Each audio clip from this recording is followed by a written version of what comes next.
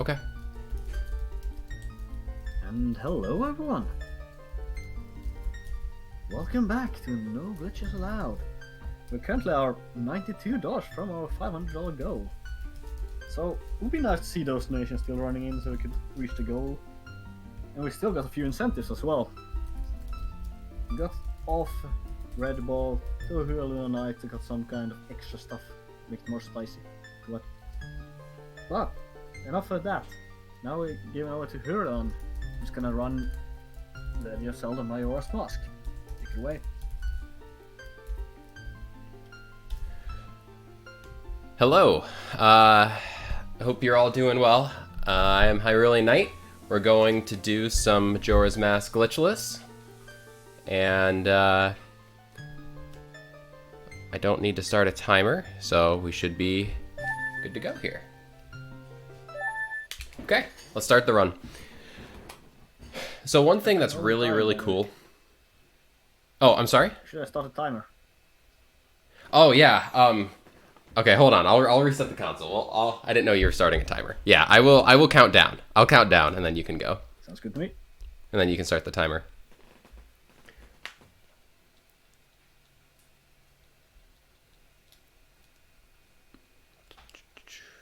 Okay, that was my bad.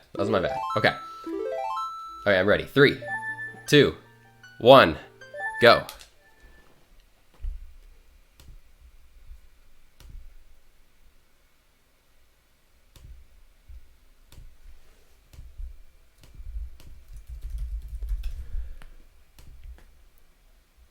Yeah, nobody saw that. Okay, well, let's try that again. So one thing that is really cool about Majora's Mask Glitchless versus any of the other categories is how careful you have to be with your in-game time management. For those of you who don't know, this is a unique Zelda game in the fact that as I'm playing through the game, once I get past the intro, you'll see that there's a clock on the bottom denoting what day it is, what time of day, and I need to manage my in-game time in such a way that I can make specific in-game time events. So you'll see me speed up time, slow down time to try to make these events, and that's something that'll be pretty cool throughout the run. I can see chat. I can see the Speedruns Live chat, so if you have any questions about the run, feel free to ask. I'll do my best at explaining why I'm doing things, how things work. I'll explain some of the formalities behind the category, what is or isn't allowed and such when we come to it. But yeah, feel free to let me know if you have any questions. For now, let's enjoy the intro cutscene.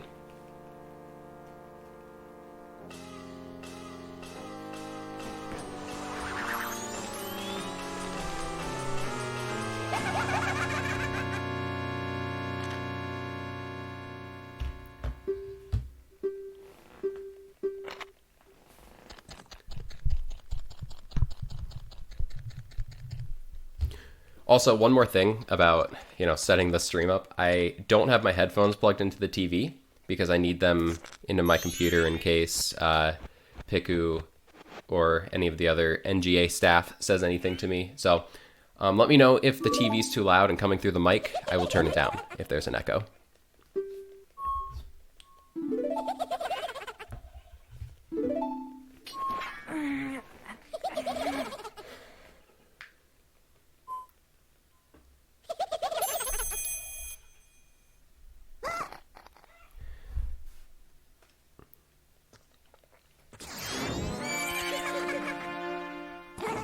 Alright, cool. Well, as you can see, we just got mugged. So this game picks up rather closely to the ending of Ocarina of Time. We're the same Link very shortly after. And, we were wandering the woods. It says that we were looking for a long-lost friend, which is hinted to be Navi, your fairy companion in Ocarina of Time. But we're looking for a friend, and we just got robbed. Our horse and our ocarina got stolen. And that's how this game starts out.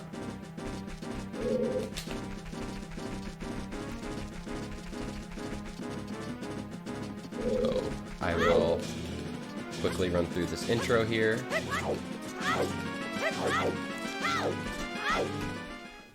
One thing that's worth mentioning is I was backwalking right there. Backwalking is the fastest form of movement that human Link can do. That you can do as Link. So anytime that I have a lengthier distance to cross and it's a straight path, you'll see me backwalking.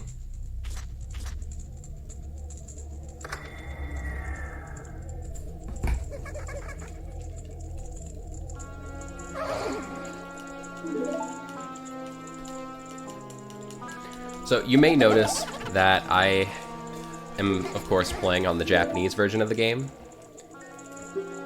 There's a few reasons for that. I'll point them out when we get to them in the run. But there are some mechanics. So unlike Ocarina of Time, let me just say, Ocarina of Time, the only difference between the different releases across the countries is the languages, is the text. Whereas for Majora's Mask, it had 3 releases. 1.0 was its first release, was Japanese only. 1.1, Japanese only, which is actually what I'm playing right here. And then 1.2 was the international release. So there are quite a few changes between Majora's Mask 1.1 and 1.2. I'll point them out when we get to them in the run, but that's why I'm playing on the Japanese version.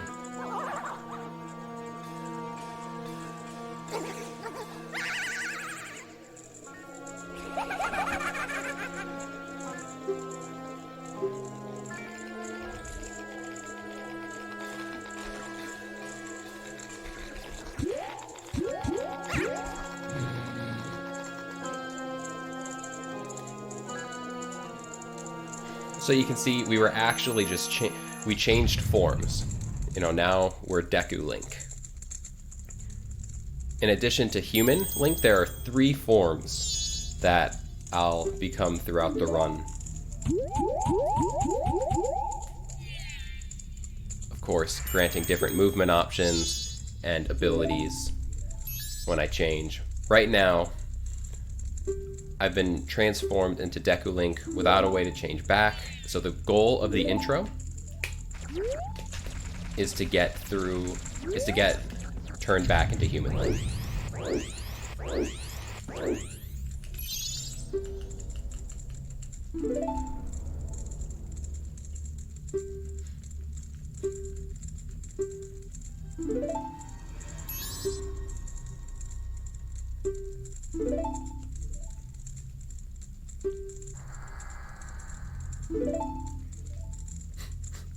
Yes, so our fairy companion in this game just kind of bullied us, but then got left behind.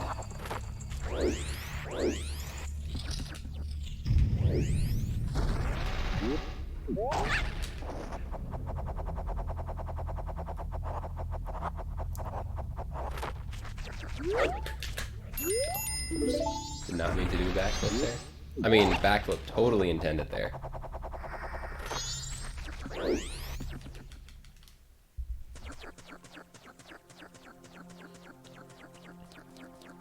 I'll try. I'll try to remember.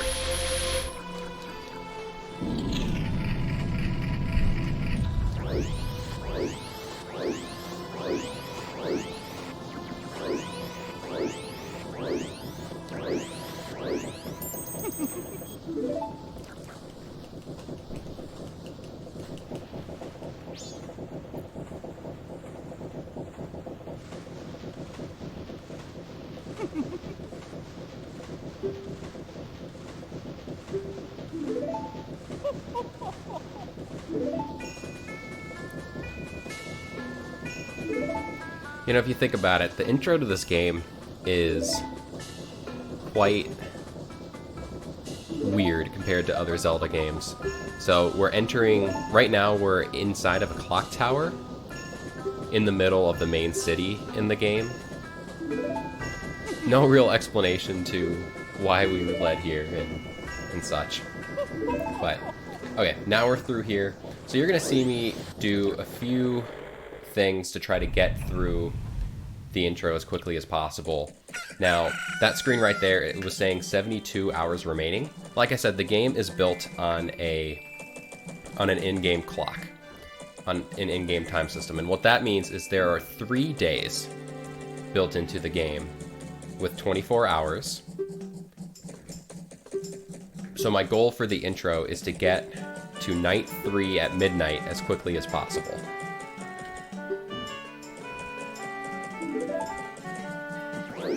So, now that we have control again, we're going to come over to this part of town.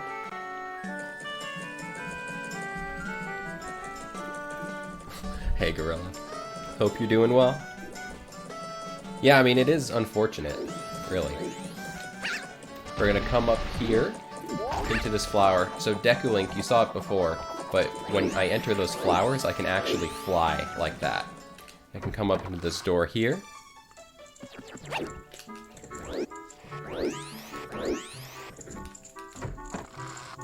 So, this grandma in here, this grandmother, she'll tell you stories.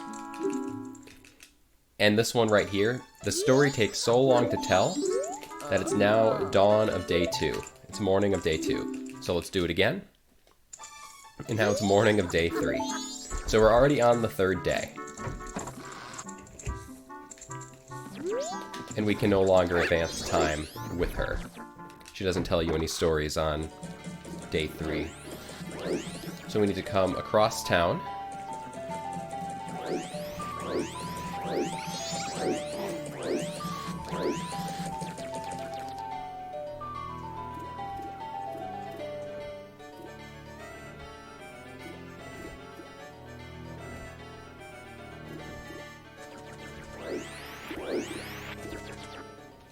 And into this shop right here. And if we talk to the scarecrow here, we'll dance with him, and it will advance time again to the next day or night. So in this case, it'll take us to the start of night 3.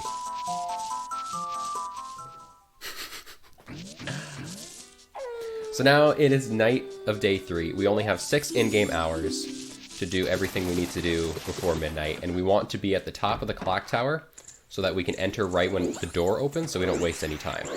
So now, there's only a couple things we need to do. We need to get magic, and we need to buy the bomb back.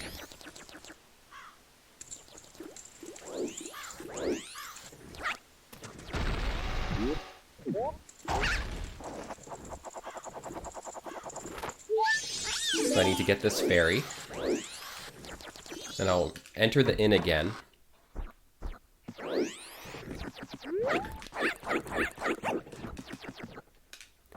Because now on night 3, this door is unlocked and I can come in here, open the chest, and receive 100 rupees.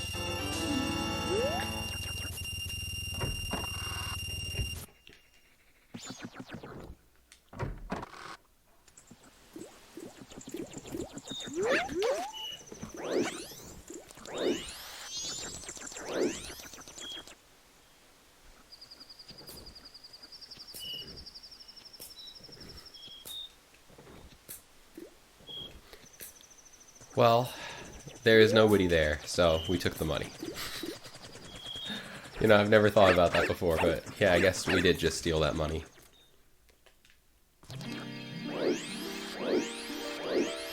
So we'll enter the fairy fountain. Return the one fairy that we had saved earlier.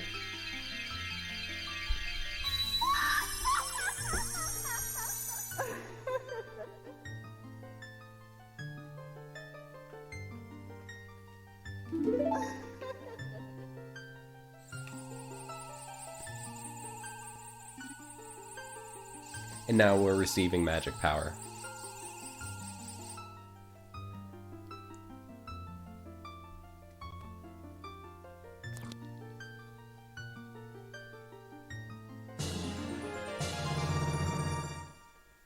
Yeah, a little bit.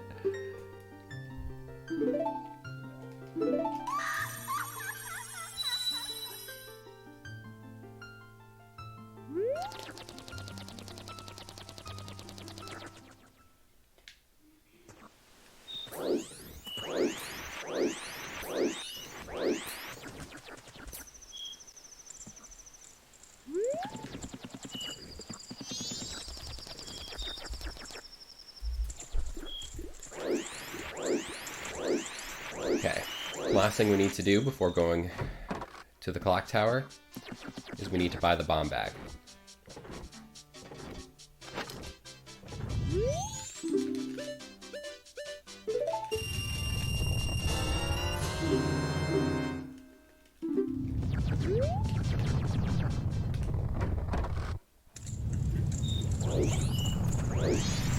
Okay, so if you're playing this game for your first time, you're going to be led by your fairy companion to do a bunch of little side quests that will get you an item called the Moon's Tear, which will let you use this Deku flower right here, so you can fly up to the clock tower.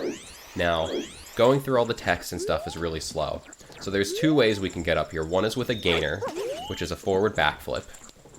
Or if you're watching this at home and want to get up there, skip Moon's Tear as well.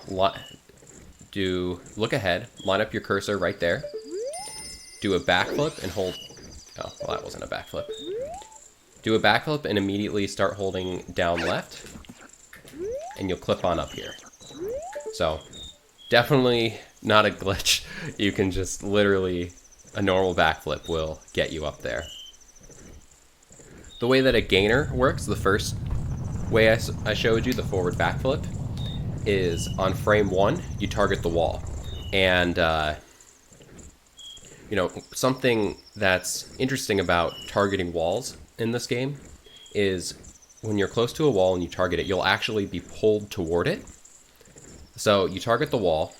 On frame 2, you do a backflip, and on frame 3, you target the wall again. So you do the backflip and get pulled towards the wall, and then you can grab the ledge out of the backflip. So that's what a gainer is. However, if you find those frame perfect inputs difficult, you can of course get up there with just the regular backflip. Yeah, gainers are one of the things in this run that some people would argue are a glitch. But like Saloa said, they're just abusing the ledge grabbing mechanics. I mean,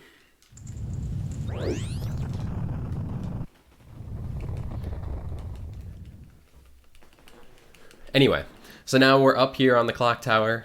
Here's Skull Kid.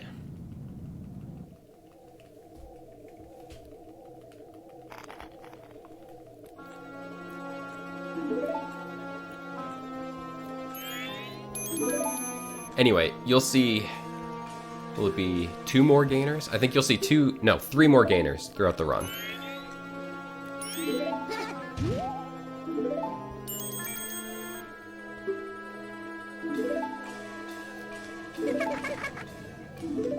So, something I didn't mention before is, with the 3-day time system, at the end of the 3rd day, so after 72 hours, the moon, with that face on it, the moon is going to crash into the earth. So we need to do everything we can to beat the game before the moon crashes. Shoot him with a bubble, he drops our ocarina, and we have our ocarina back.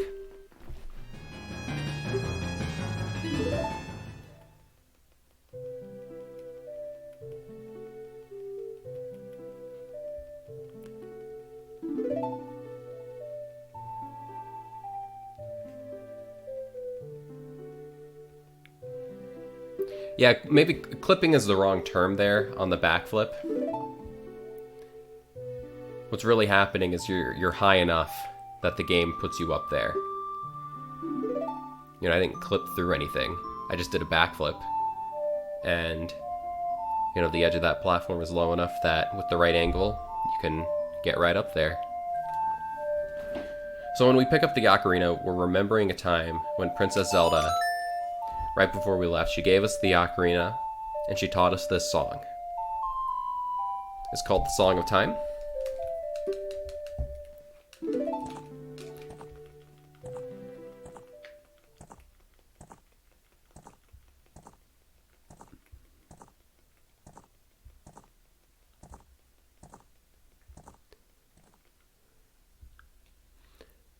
So what that cutscene really did is we remembered Song of Time.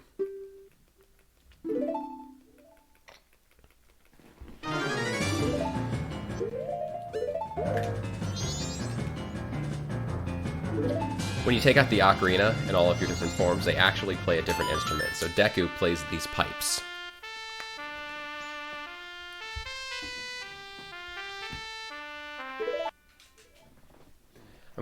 When you play Song of Time, it comes up with the text box, save the game and return to the dawn of first day. So I hit yes to save and I reset my console. There's about a minute and a half cutscene that plays when you play Song of Time for the first time. And by resetting the console, we just gain control of Link again without watching it. Now that we have our ocarina, come in, talk to the Happy Mask salesman again. He pulls a piano, a gigantic organ, out of nowhere. You know, that's normal.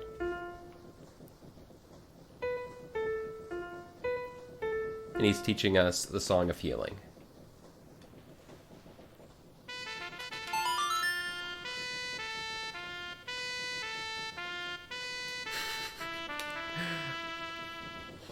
You know, everyone's bothered by him pulling the piano out of nowhere. I'm very bothered by the fact that he turns his head like more than 90 degrees there. You know, he turns his neck like an owl. Everything about that scene with him is just weird.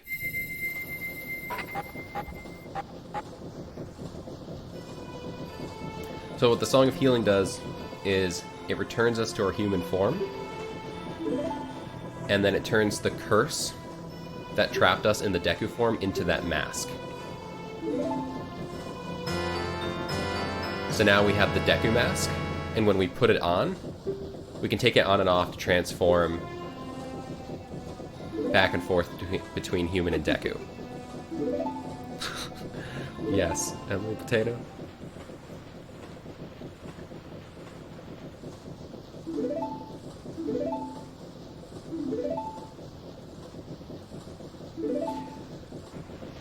So, the reason he's kind of angry with us is he told us that he would turn us back to human. He would turn us back to our original form if we succeeded in retrieving our ocarina and this mask for him from the Skull Kid. We, of course, only got the ocarina back, so now he's telling us why the mask is dangerous.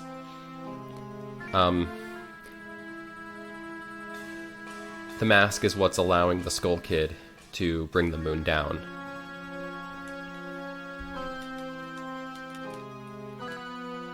Okay, so out of this cutscene, we're going to leave Clocktown and move on to the first real area of the game. And, I mean, the area where the first dungeon is. And we need to get a bomb drop. So there are patches of, I think there are 11 bushes in a patch. We need to get bombs as quickly as possible, because every patch of bushes that we don't get a bomb drop from is in-game time wasted. So, can we get your bless RNGs in the chat? Bless the bomb RNG right here.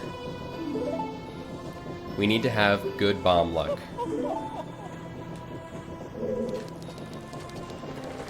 Each bush has an 11% chance of dropping a bomb, I believe.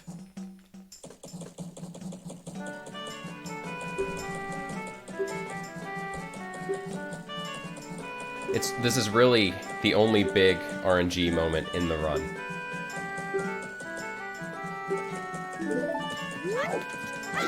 Before we leave the town, we're going to come up here and hit this owl statue. The owl statues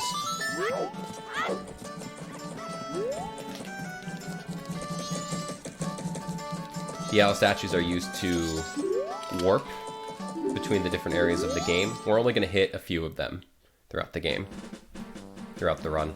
Okay, so now is the time for bomb RNG.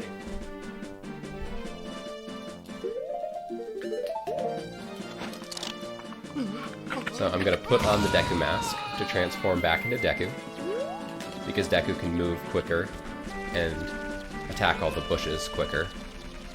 And let's see how this goes. Okay, we did not get first try bombs.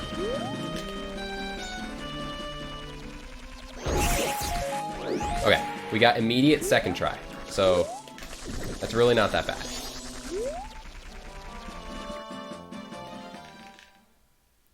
Really not that bad. We got second try bombs, lost about 10 seconds. Not a big deal.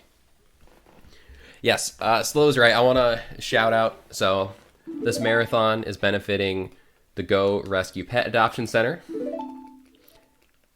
And we are $92 away from our goal. I believe the goal was $500.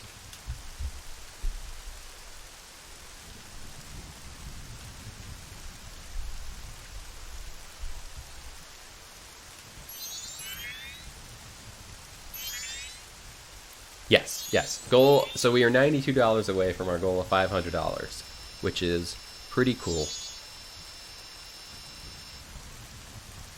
No inverse Song of Time. Later, Yuko. Now we have this other cutscene. This is the last long cutscene in the intro. We're almost through. The purpose of this cutscene is showing that the Skull Kid, he was friends with the fairies before he got the mask.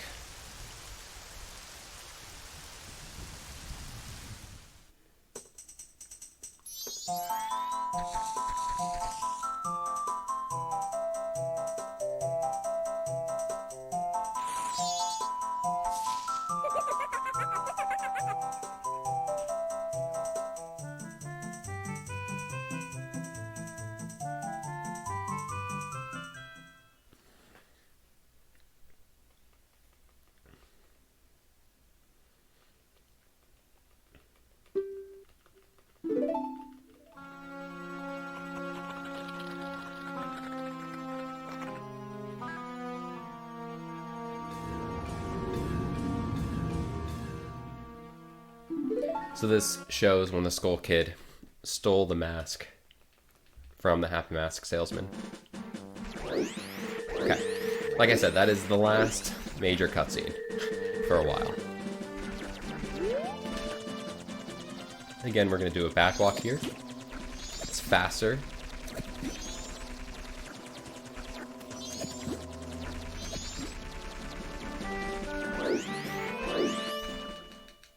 And it's almost always more optimal to be Deku at this point of the game, because Deku, his base running speed, his base movement, including options like backwalking, is 10% faster than Human Link.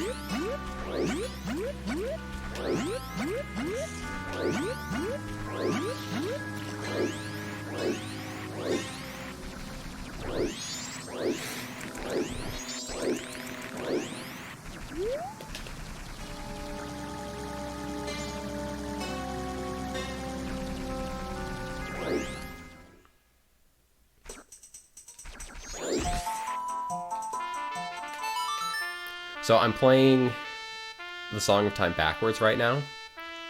It's technically called the Inverted Song of Time. And what this is doing is it's slowing time down, so I actually have more time. You have 3 times the amount of in-game time as you do normally when you play the Inverted Song of Time.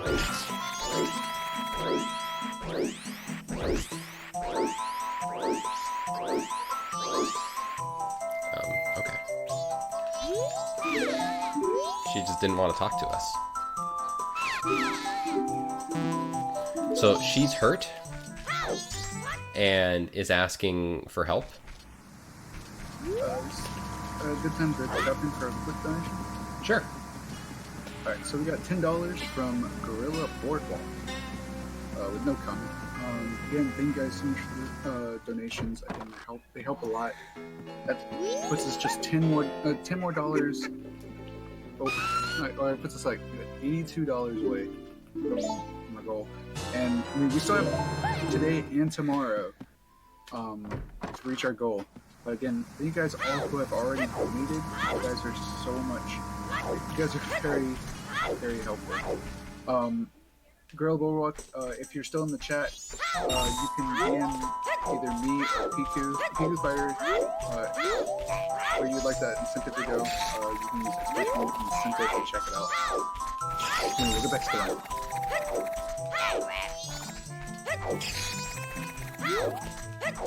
See, if you donate, you could get shouted out just like that too. So now that we have our red potion, we can come in here, give the potion to this witch.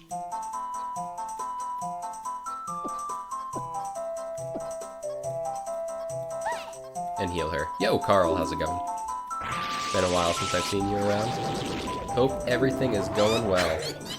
Okay, so gonna equip bombs.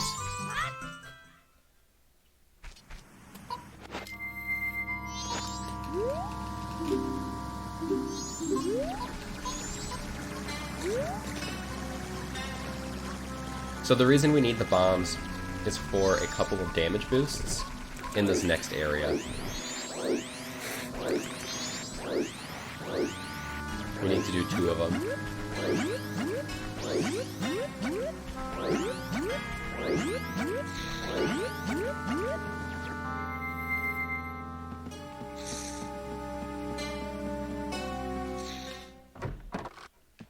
So the reason that we saved that witch, 2 reasons. 1, healing her.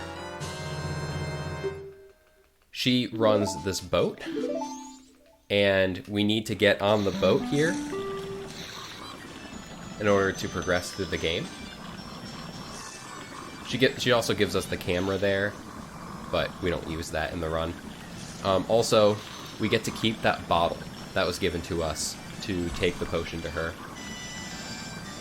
So now we have an empty bottle, and there are quite a few things we need bottles for in this run. If you're familiar with this game at all, for example, you may be thinking, oh, well, you need the bottle to scoop the Zora eggs later.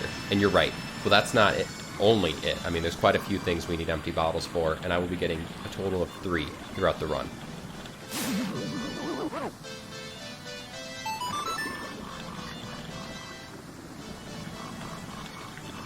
So the reason we need to take the boat is because the point of the boat there will destroy that big octo rock that is blocking the way over here.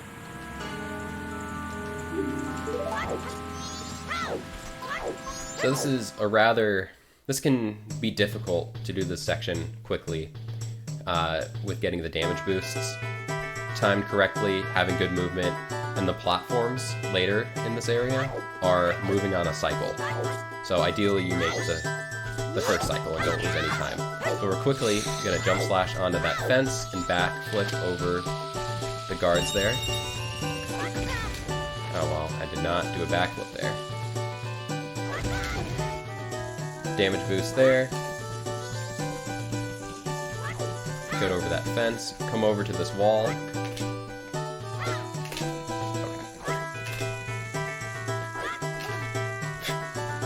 4 tries later, we're gonna do a gainer right there. Come into this hole. Because we need to talk to him right here. He's gonna give us magic beans. We need 5. Something that I really like about this category is most categories of this game, you're playing Song of Time quite a few times. You know, the regular any % run. You know, if you're using glitches, you're beating the dungeons, you're playing Song of Time, you know. But in this category, you're doing all of them in one cycle. So I'm not going to use the magic beans for about 90 minutes, but I'm getting them now for later, which I think is pretty cool.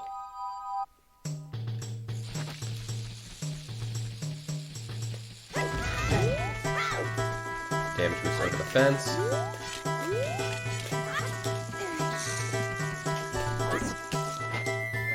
We have a couple more durations. That's fantastic. Can you wait about 30 seconds? Yeah. Take it out. Okay, so we backflipped onto the door frame there, and did a jump over there. We did make the fast cycle. We did make the fast cycle, so no time lost there in the second section. So the point of this right here is we're going to learn a song from the monkey that will allow us to access the first dungeon. And now you can go ahead with the donation.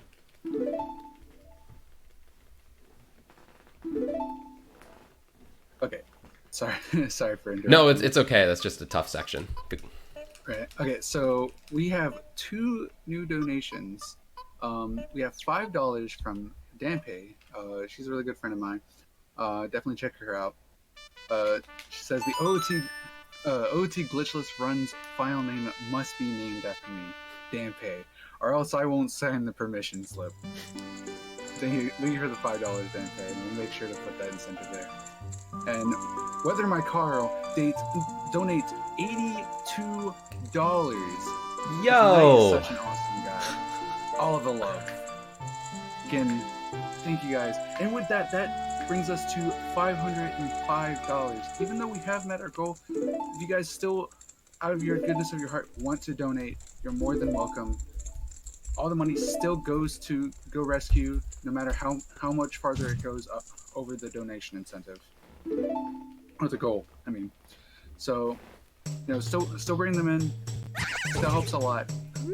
Anyway, looks like we're done with the cutscene, so I'll go back to and thank you all so much. Shoutouts to Carl with the $82 donation, closing the gap there. So now we're going to leave the area. We're going to jump up to this platform right here. Again, just low enough that you can get up there with a jump.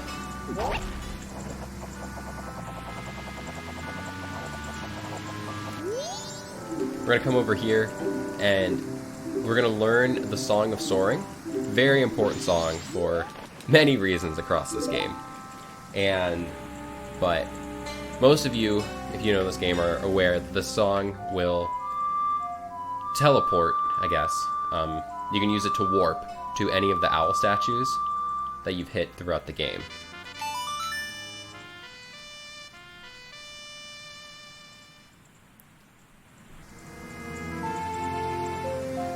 If you are doing a glitched run of this game, Song of Soaring is very important, and with recent new discoveries, it's led to one of the most game-breaking glitches of this game, but that's not a time for a glitchless speedrun. So this area right here is where the first dungeon is. So we need to make our way around these little wooden platforms to get up to where the dungeon is. Shoot these guys with the bubbles. Let me get through. Ooh, we got very lucky that that nut didn't hit us. It's not run killing, but within the intro section of the game, when you're trapped as Deku Link, there's a chest that has Deku nuts in it. And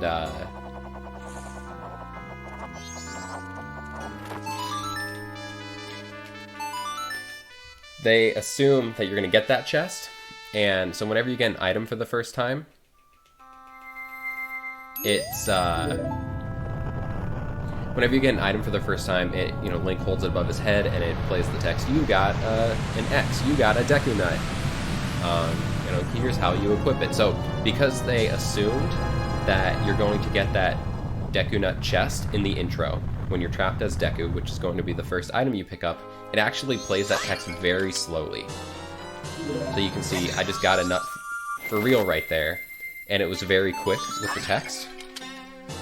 Same again right here with the stick. Very quick. If I had gotten that one as Deku, it would have been very slow. So now we can enter the first dungeon. Funnily enough, we're not actually going to beat the dungeon. You'll see in a little bit what I mean. So we're going to start out. The goal of this first room is to fly around the room with the flowers, but you can actually do a backflip right there to get onto this platform to skip the first couple flowers. Saves a few seconds. Come into this room over here. Now I'm going to drop down over here. I want to get the bombs that are in the pot right there. Straight ahead, we get the dungeon map. But we don't need that, so we're going to come over here to this chest.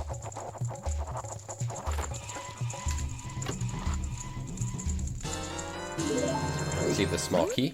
There are 4 dungeons. 4 main dungeons in this game. Now, Bust and Smash, keep in mind that there are lengthier mini dungeons than there were in Ocarina of Time. So this is a pretty cool room. You're supposed to pull that lock out, run the fire, light the torch, run the fire across. But what we're gonna do with a series of jumps, we're gonna skip pulling that block out. Barely made that jump.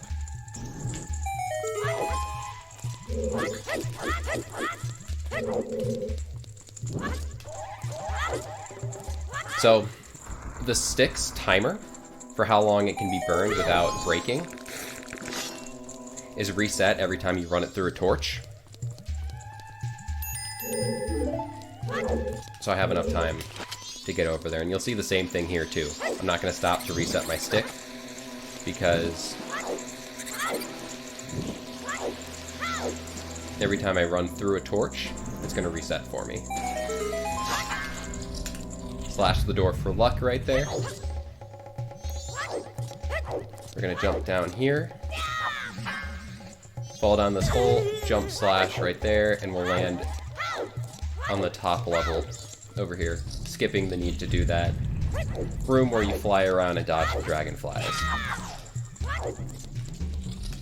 So one thing I haven't mentioned yet, one of the main differences between the Japanese version and English versions of this game for this category is power crouch stab. So you saw me, I did a jump slash with a stick, and what that does is the jump slash mechanic is kind of broken in this game. And so the crouch stab. The crouch stab mechanic is kind of broken in this game. When you do a crouch stab, it doesn't actually do the same damage value as your Kokiri sword, your normal sword slash, which is 1 damage. It actually does damage equivalent to the last, slash you did. So if you did do a jump slash with a stick, that is 4 damage.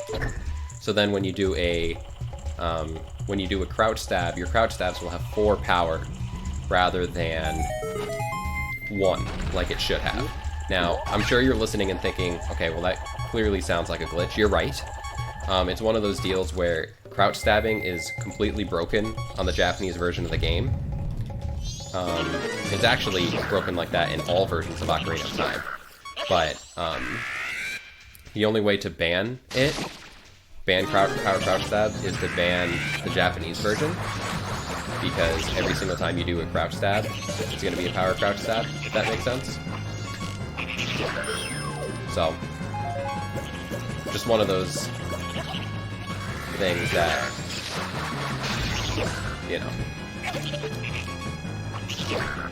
Oh, that was a fast shot. So we gotta do this mini boss right here.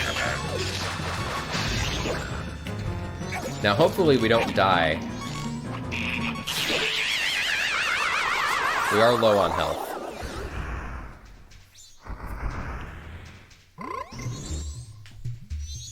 Yeah, exactly, Sloa.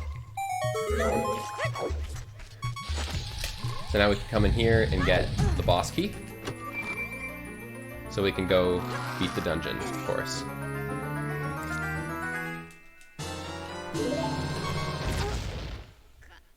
Oh no, we died! Run over. Just kidding. I meant to die. Like I said, we're not beating the dungeon right now.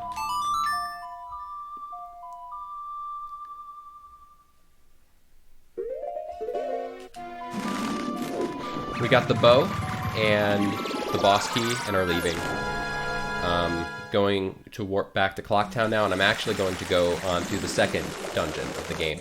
The reason for that is there's a series of puzzles that you need to do to reach the end of the dungeon. One of them involves lighting a torch on fire with a fire arrow. Now, there is a way to shoot a torch, a regular arrow through a torch and light that correctly. You know, that's what you're supposed to do anyway. You know, beating the dungeon in one go. The item you get in the next dungeon is fire arrows. So I'm gonna get fire arrows and then return and go beat the dungeon that way. Now, if you beat Woodfall, which is the first dungeon, the one I just left, if you beat that dungeon first, there's an extra minute cutscene that plays. So all of that put together, it's actually, you know, extremely comparable. You know, neither method, doing Woodfall in one trip or two trips, is faster than the other. I mean, they're the same speed. So it's really down to preference, and I think that it's harder to be fast with doing it in one trip.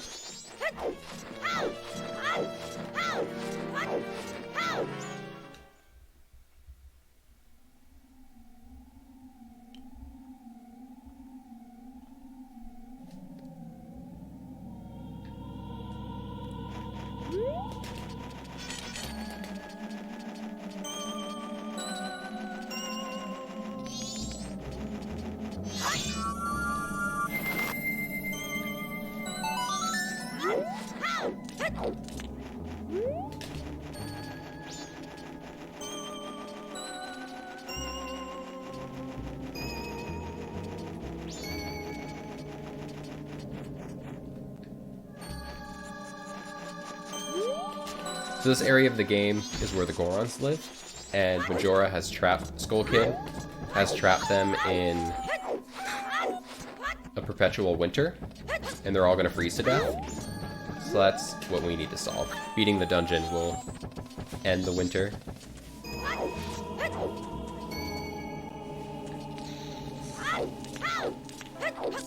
I need to do a few things.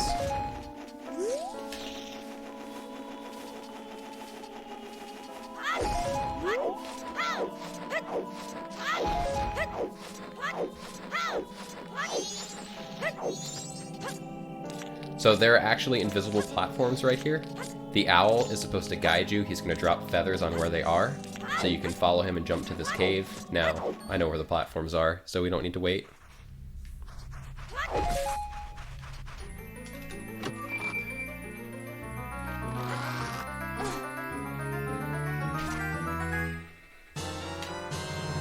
Now we have Lens of Truth.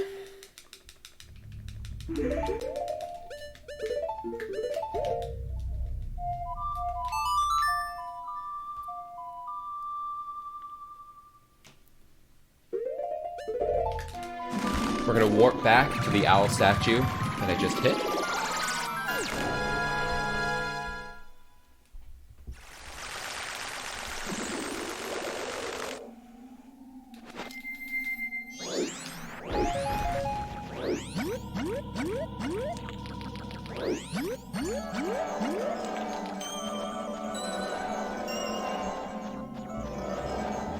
So by continuing to turn Lens on and off like this, I actually can use Lens of Truth without losing any magic power. It takes a few seconds to actually lose magic. So that's why I keep turning it on and off.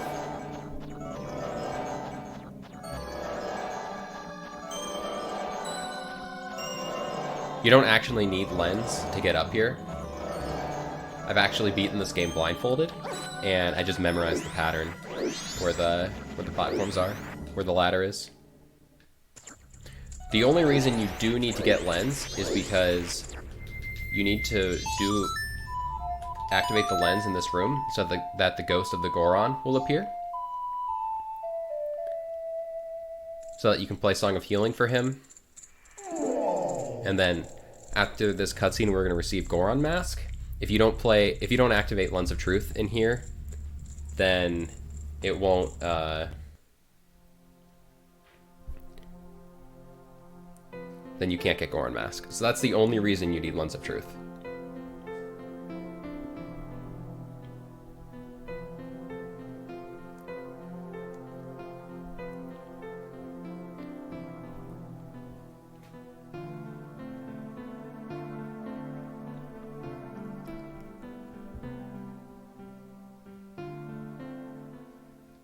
So this Goron right here, he was one of the leaders of the Goron village, Goron tribe, if you will. And he tried to go end the winter and he died. So that was his regret, and we just healed him of his regret.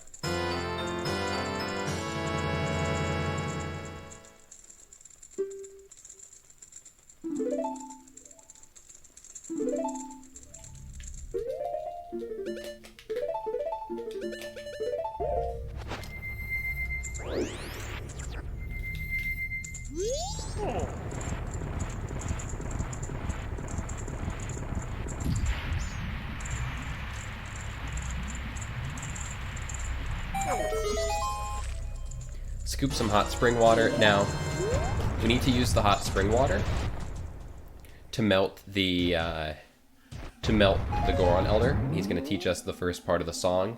However, if you melt him and talk to him, but haven't gone into the Goron village to speak to his son, who's crying because he misses him, then he won't teach you the song. So we need to scoop the water and then run back over here to Goron village.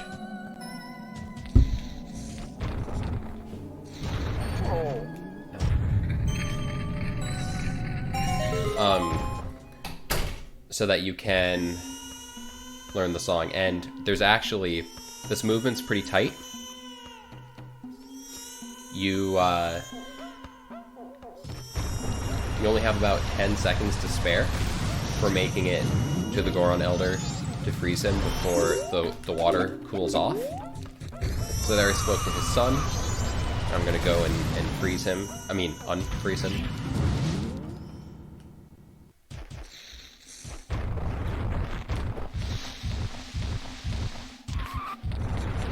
Yeah, it's loud crying. So I'm gonna drop this water right here and then punch the snowball. He's frozen in ice right underneath it, but the hitbox for the water is still there. So it actually is faster to drop the water before breaking the snowball. So he wouldn't teach me the song right here. He's about to teach me a song. He wouldn't do that if it weren't for the fact that I went over to talk to the sun.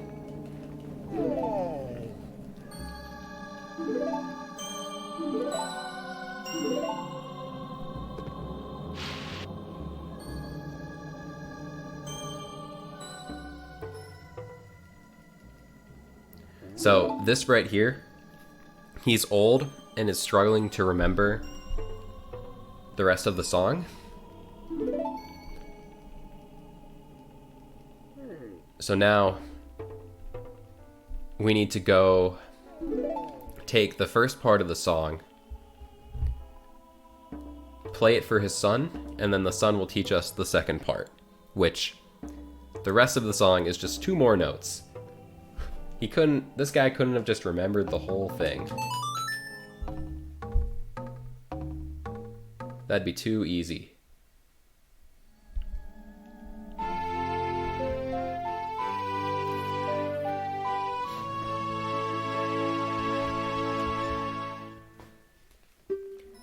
Yeah, lullaby skip. There is a way to skip the song, but it's not allowed in this category.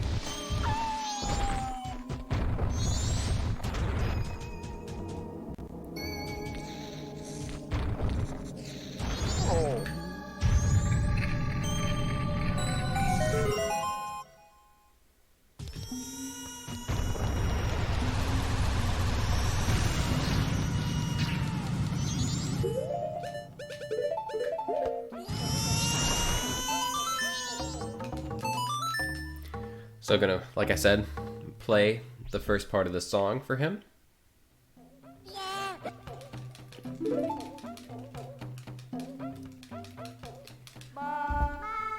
And he's gonna teach us the rest. Oh man, those 2 notes. Those are so tough. I get why he couldn't remember.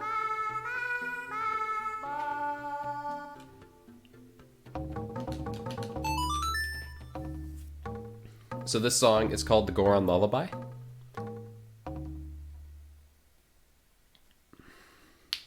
And you'll see why that's important in a little bit.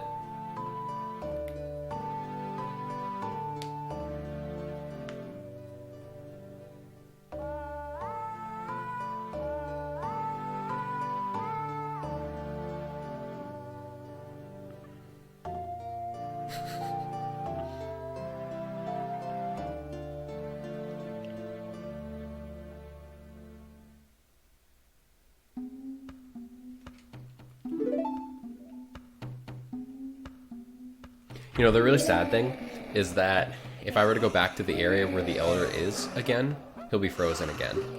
So even though I unfroze him, even though I thawed him out, he didn't make it back.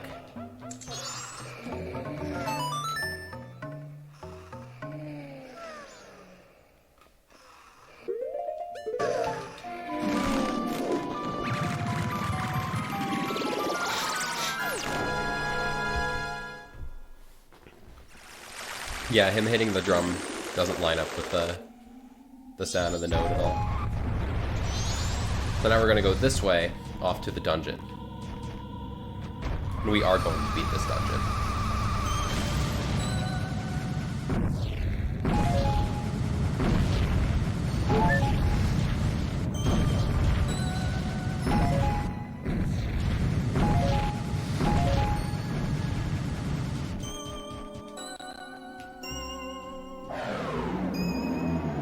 So the reason why the Goron died is because he couldn't enter the dungeon here, the temple. He was blown off by this wind here. But it turns out, let's play the Goron lullaby. The wind is actually caused by an invisible giant Goron right here, who is blowing out the wind. So we're gonna play the Goron lullaby.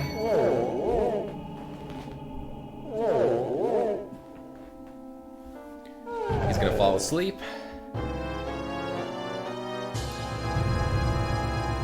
Fall, which is kind of sad. And now we can enter the dungeon.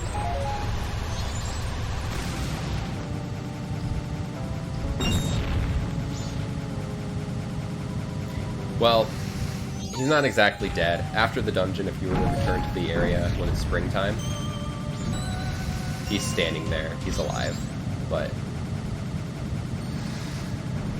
it is kind of sad. So roll up here, and now we're in this dungeon. Now, this dungeon is built vertically. You need to climb up to the top of it. There are a couple cool sequence breaks that we're going to do in here to save some time. There are 3 small keys in this dungeon. We are not getting all 3 small keys. Curve right there. We can end up by the door. There's a small little cutscene right there. The camera unlocks weirdly when you enter this room for the first time. You can move, so you can see I've moved quite a bit away from the door. I don't know why they did it like that. So now, we're gonna roll over here. Pull this block out, and behind it is a chest with a small key. And we're gonna do the first of the sequence breaks. So by dropping a bomb, doing a Goron pound, and then letting go of the pound at the height of my jump, I can get blown up by the bomb and put up on that ledge, which I can then go into this room, and that skips needing one of the small keys.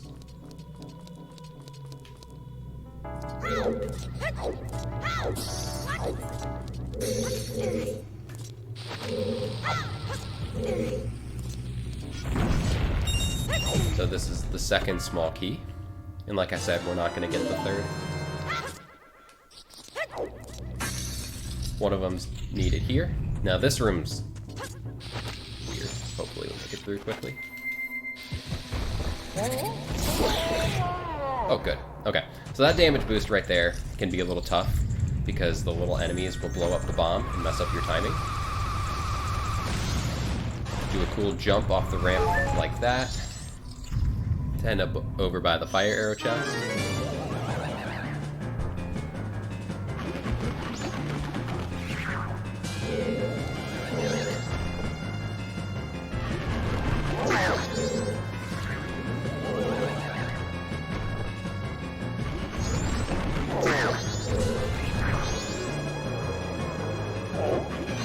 Oh my god, okay. So, before the phase 2 starts, that cutscene of him running around goes, like you just saw. And there's one frame that you can hit him during, and it saves the the 8 seconds of the cutscene playing. I clearly missed it, which is disappointing. But there's a second Wizrobe fight later in the dungeon, so I'll have redemption. But we're gonna open this chest right now, and we're gonna get the fire arrows. If you have my emotes, if you're a sub to my channel, get the Hyrulian fire arrows in the chat right now. So we're gonna equip fire arrows. Yeah, that's right. You have one frame he can be hit, but you have a couple frames because the hitbox for the punch lasts for more than 1 frame. You actually have a couple frames that you can punch him on, that you can punch, but I was early. So I won't miss it the second time though. I'll be on it. So there's the second key. Now for another cool sequence break. You're supposed to go down to the bottom of the dungeon and raise the pillar up so you can reach this tunnel over here to climb up to the end of the dungeon. What I'm gonna do instead, there's a snowball blocking, so I'm gonna pull a bomb. The bomb's gonna blow up the snowball. And I'm gonna jump into the tunnel right there. Really cool jump. Now, coming out of here, I'm gonna do another jump off of this ramp down to the ledge down there.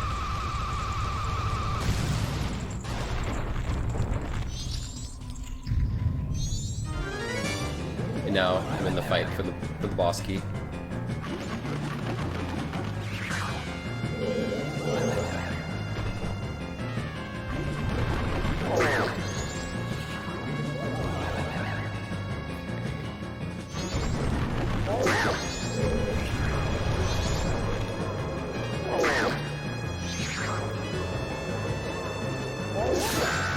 So like I said, you can skip the second phase if you punch him there.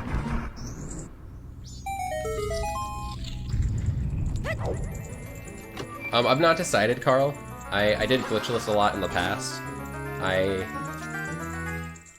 thinking about trying to get 249. My PB is a 250. I want to go to 249, so I may be doing this more. But we're gonna do the same thing, just on the other side. It's not a set pattern.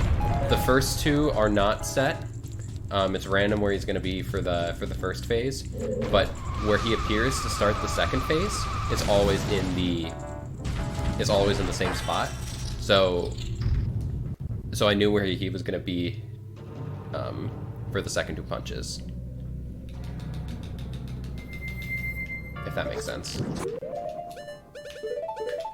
So this fight, it was designed so that you're gonna chase him around as Goron and hit him with your spikes. He has 30 health. Every time you hit him with your spikes, that does 1 damage. So you need to hit him 30 times with your spikes to kill him. But we're gonna do something else, and I'll explain it after.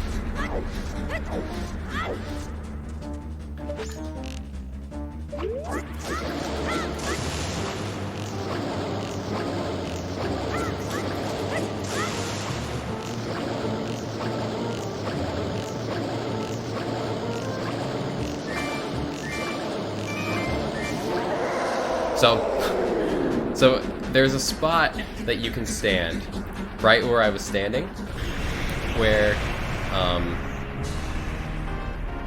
he'll just stand there. And so as you saw, I did side hops to the right. I moved to the right and he fired lightning at me.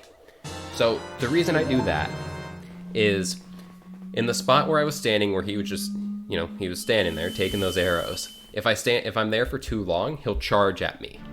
So I want to time my arrow shots so that so I'm going to bounce back and forth to reset his timer on charging.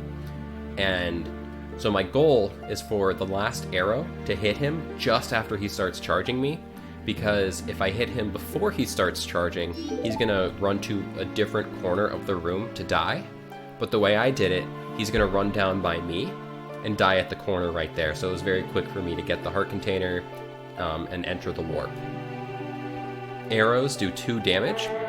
Like I said, Goat has 30 health, so it just takes 15 arrows to kill him there.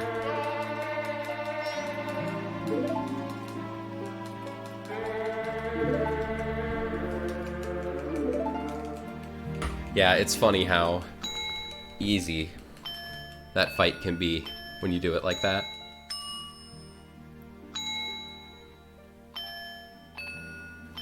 So now, when we beat the temple, we saved this giant. We need to save all 4 giants. This first giant teaches us this song. It's called Oath to Order. We need to get Oath to Order. So there's actually a way to skip these cutscenes. You know, if you're doing a glitched run. But no matter what, you need to get this song. So you need to watch this first cutscene, no matter what, so you can get this song.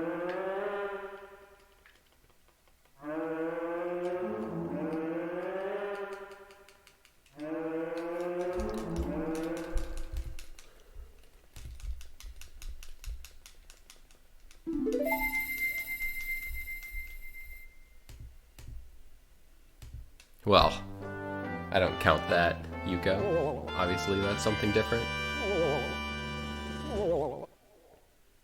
Exactly. I love that Twitch cop emote.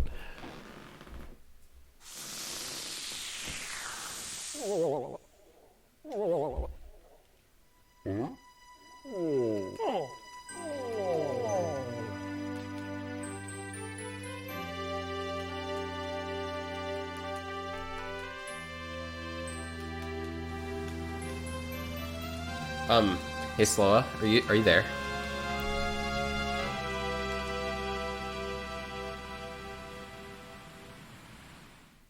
I have a quick question. Okay, so I just noticed that the stream title and the panel next to the gameplay, it forgot the knight after my name. I don't know if that's worth correcting, but I thought I'd point it out. Okay, so now that we're done with the dungeon, as you can see, it's springtime now. So we're gonna come back over here.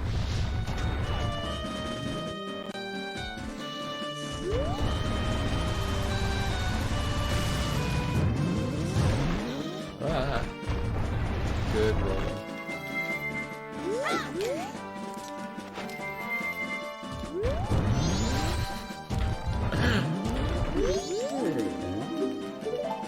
Okay, so there's a rock we need to blow up, so we need to get one of these big bombs.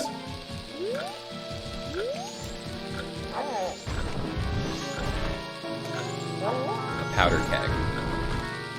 Oh, that's not gonna... Oh, it did pick it up. I'm surprised.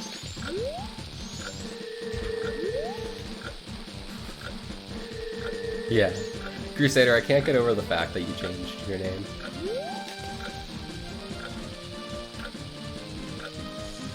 So we're gonna carry this other bomb, this big bomb, over here.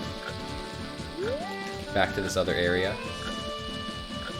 Oh, I mean, it's cool. You can do what you want. Yeah, Carl.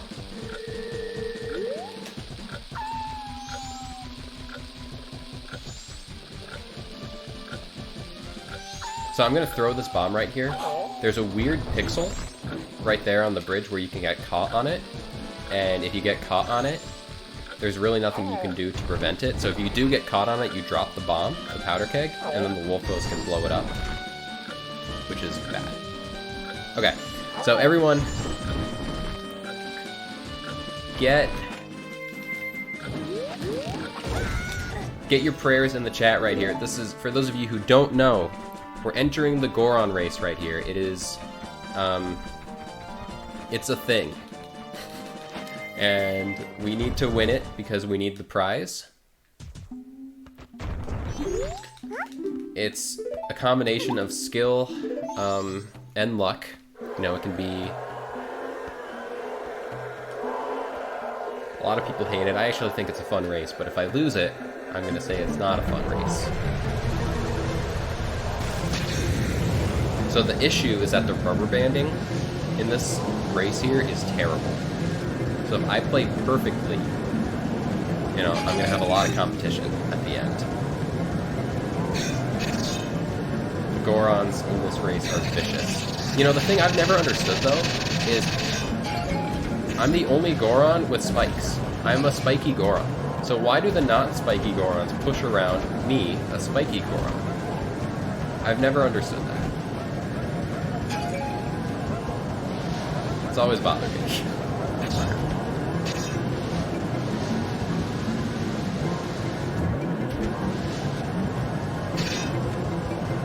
Okay, almost threw me off right there. That was really scary. I almost got thrown off the ledge.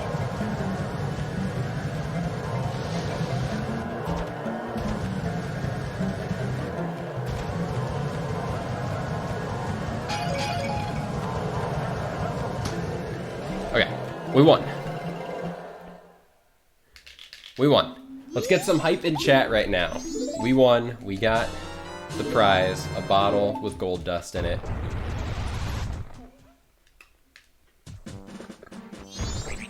Yeah, I don't know where they went. So now we gotta go back to the big Goron who gave us the powder keg in the first place, because he's gonna give us a license to be able to carry powder kegs of our own, and we need 2 for later. Yeah, I don't know what happened. That was a very hard pattern, and that was around the bridges. I'm actually very happy that we didn't fall, but it was very easy at the end. So now we have a powder keg.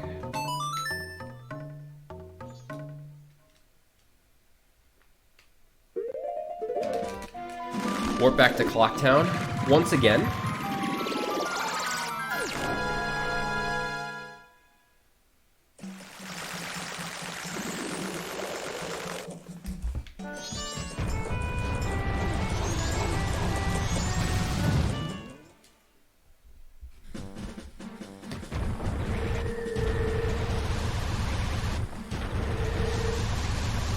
Well, I just always wondered why the not-spiky Gorons can push me around. That's always bothered me.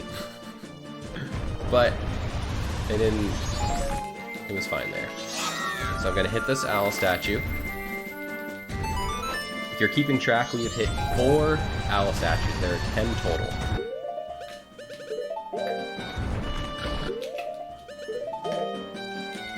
We're gonna use that powder keg already.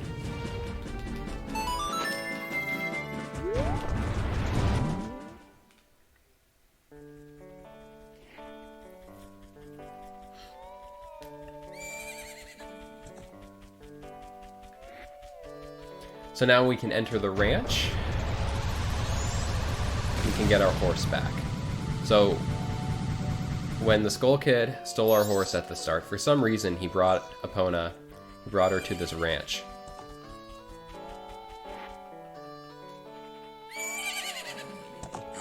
Yeah, clearly freak.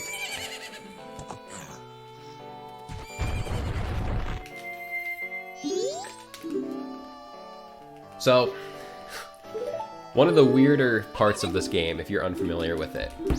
So, there's a side quest in this game where there are aliens who are going to come and try to steal the cows from the ranch. So we're agreeing right now to help the girl, Romani, defend the ranch.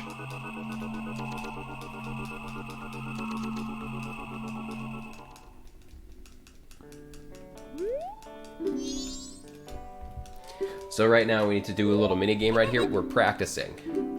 We need to shoot these 10 balloons. Hopefully we get under 30 seconds. Anytime under 30 seconds, I'll be happy with.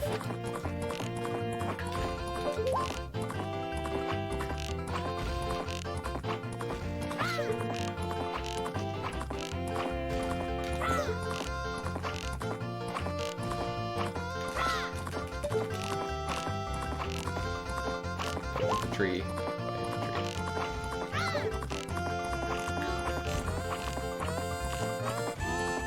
26. I'm okay with 26. That is okay.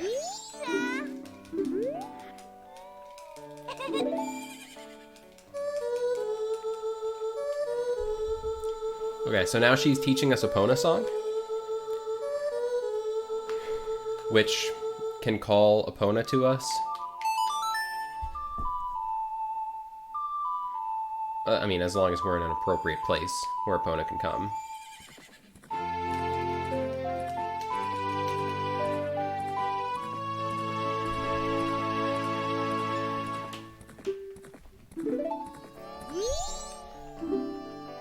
So now I'm going to uninvert my time. I'm going to speed it back up. I don't know why I put on Goron. That was the dumbest thing. I need to get on the horse. Gorons cannot ride horses. They are too big.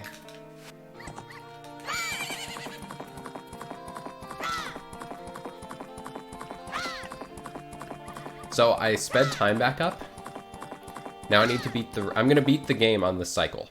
So I need to beat the rest of the dungeons, do everything else I need to before midnight on the 3rd day, and I'm not going to sled on time again. In fact, I'm actually going to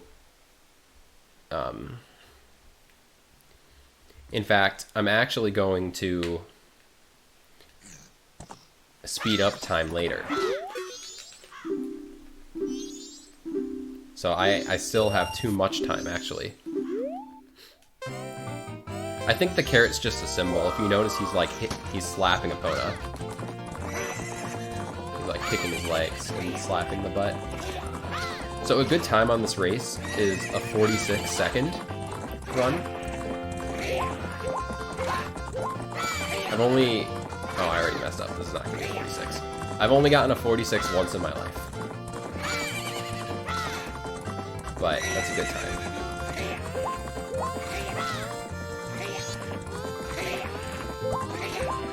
This is gonna be a 47, I think.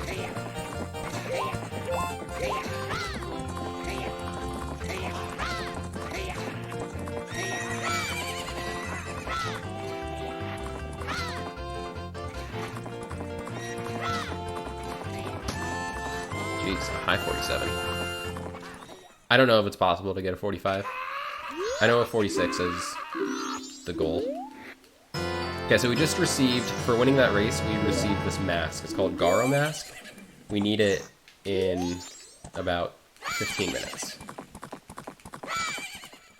We are going to get 3 masks. So in this game, there are masks that transform you, like the Deku Mask and Goron Mask. And we're about to go get Zora Mask. So there are 3 transformation masks we're gonna get in this run. And there are 3 non-transformational masks that we're gonna get in this run. That was the first of 3.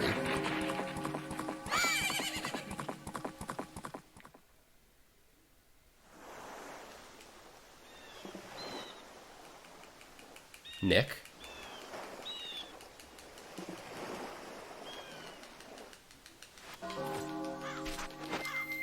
What's GUI?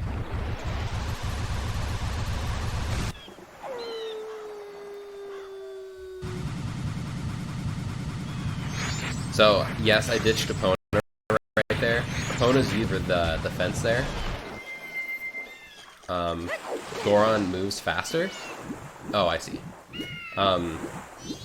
Goron with spikes actually moves faster than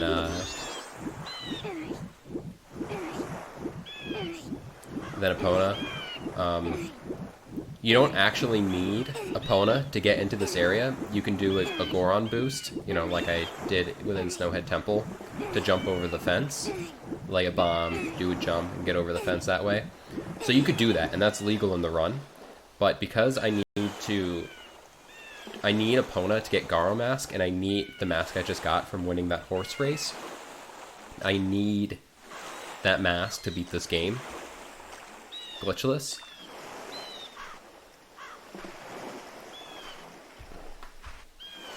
So we need to get Epona. And since we have Epona, it's faster to just ride Epona there and jump the fence.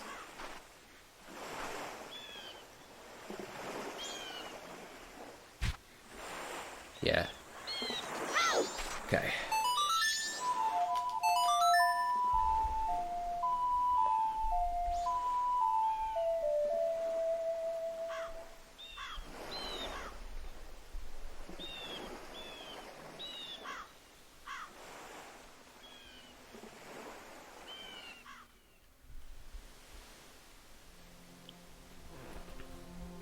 Well, what happened is he was injured. So Lulu, the girl Zora you're gonna see in this cutscene, Lulu, her eggs was stolen. Her eggs were stolen by the pirates. So he tried to go save. He tried to go rescue the eggs, and I think it's supposed to be insinuated that the eggs are his too. You know, like they're the parents. So he's trying to go save the eggs, and he got injured by the pirates. And so he was actually dying there. So we played the Song of Healing to ease his regrets of not saving the eggs and helping Lulu. But he died.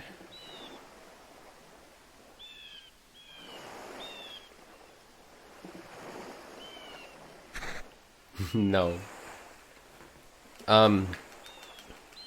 Shadowcat glitchless. A glitchless run is, you know, the goal is of course to play through the game quote unquote as intended, if you will. Now, what's allowed or not, really actually what it's saying is using intended mechanics in unintended ways. Now, it's up to the now it's down to the community to define what the intended mechanics are and what is or isn't a glitch. I feel like for the most part, Majora's Mask has a pretty good glitchless definition. But yeah, I mean, that's really the whole thing, using intended mechanics in unintended ways to beat the game as quickly as possible. So yes, there are still sequence breaks in this.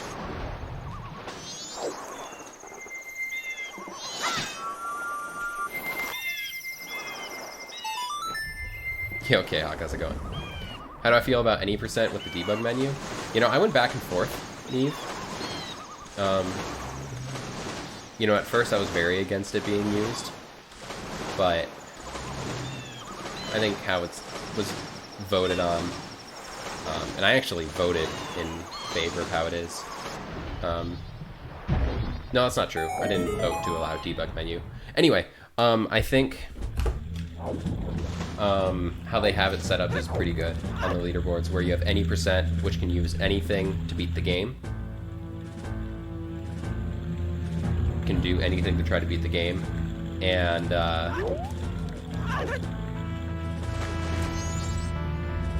you have any percent, no text overflow. So I think that's a fine solution. So we've just entered the Pirate's Fortress right now.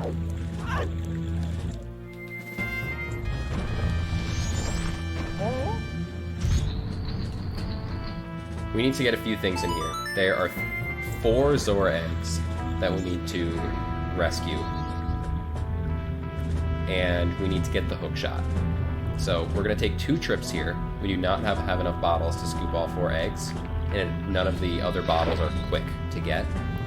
So we're gonna do 2 trips. We're gonna get the hook shot and 1 of the eggs and leave. Yes. Yes, it is Freak. That's a good thing to mention. So it is faster to dolphin dive through the water.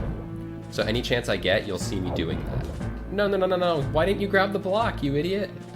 I pressed A on the block.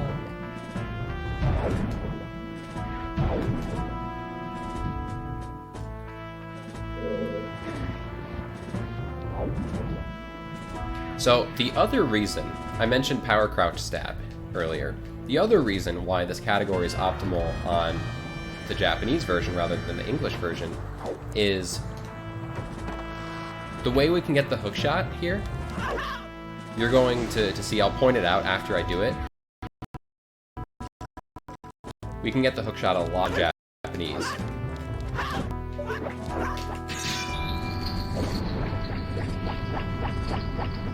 I love that movement. That movement's so much fun. Okay, well, getting blown up wasn't fun.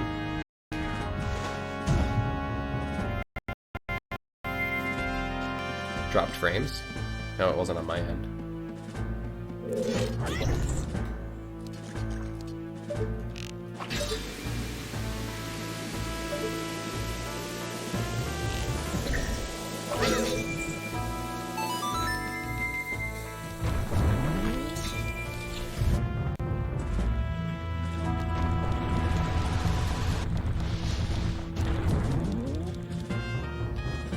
Did the stream die?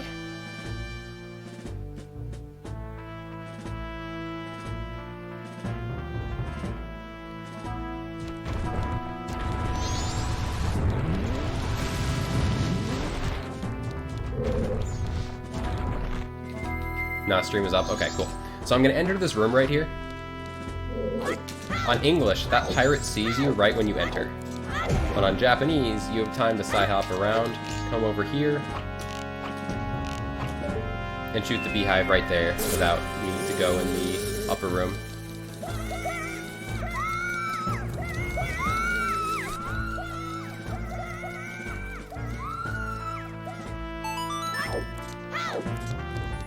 On English, you can't do that. You need to go up to the upper room, which is a lot slower. Okay, so now we have the hook shot. We need to get the egg and then get out of here. So I'm gonna... Okay, well, good job, Link. Gonna backflip onto this chest, jump, land on the tank, drop in, bottle, ocarina, scoop the egg,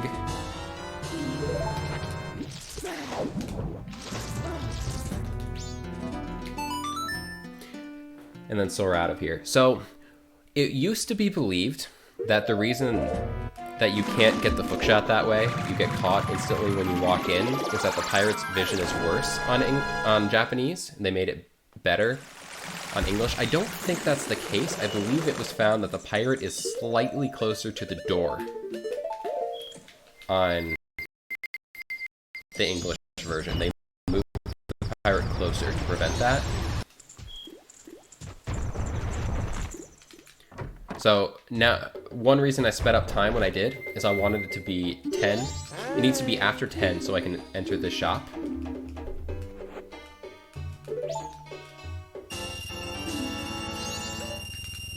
So I can sell the gold dust and fill my rupees.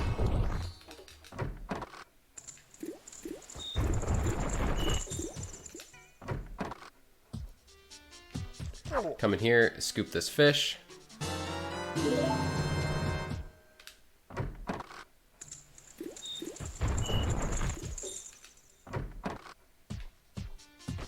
Yeah, I know, that man ripped us off. He said it was worth 200 rupees and we only got 99. So we're gonna buy a powder keg. We're gonna buy a set of bomb chews for 40.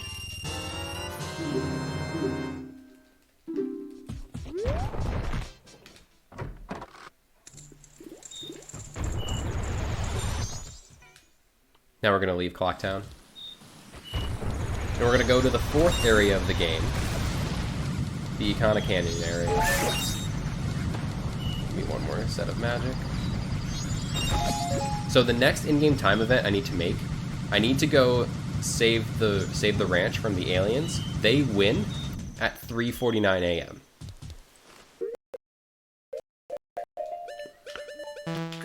Okay. Dude, I just didn't remember my equips or the song at all right there. That wasn't good.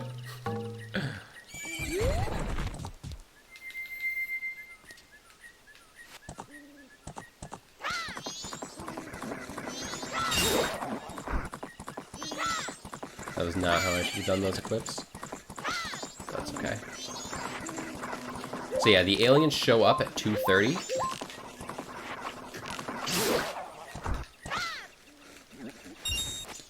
But a lot of people don't know this, but you don't actually need to be there at 2:30 when they appear. You don't need to be there.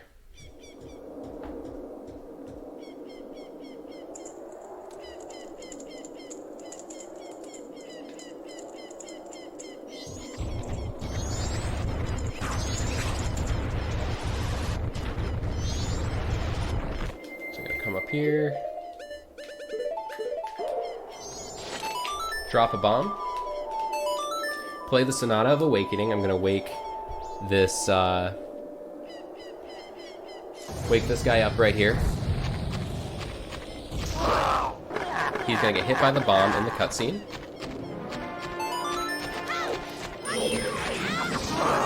Now I can run over, hit him like that.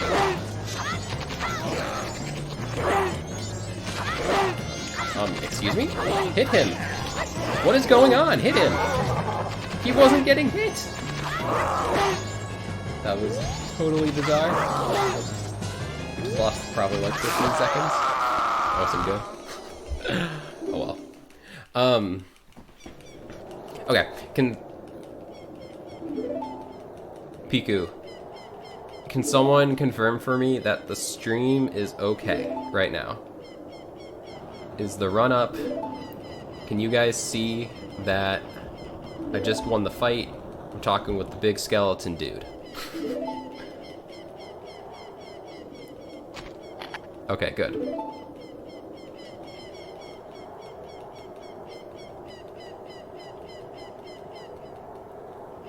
Cool. Okay, so we did that fight. Now, the only reason why I would be upset about that fight taking a while is, like I said, we need to do all we need to do and make it in time to the ranch.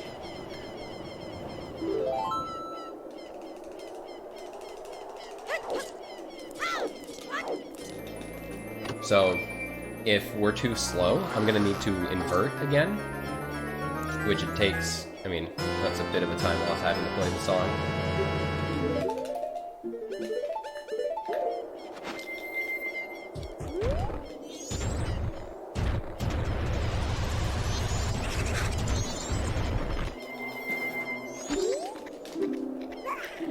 So now that we have the captain's hat, we can talk to these skeletons.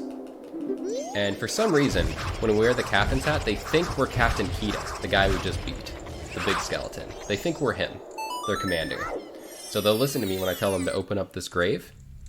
You can come down here. Now, probably the most Monka-esque fight of the whole run, right here. The Iron Knuckle can kill you with one hit. He does 4 hearts of damage a hit. So, wish me luck.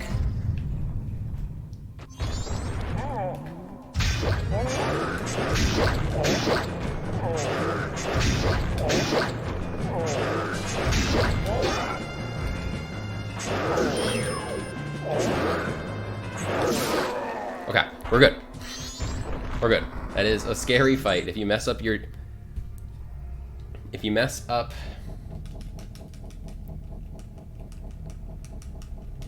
the fight, you can easily die.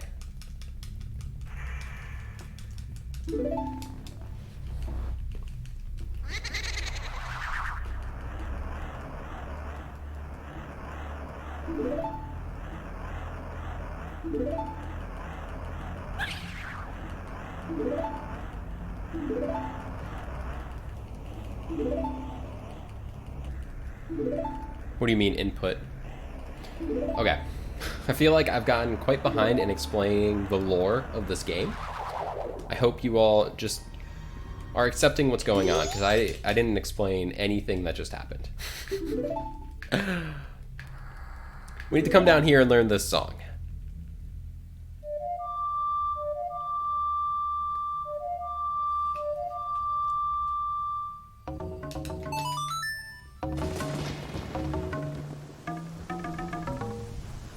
This game has lore?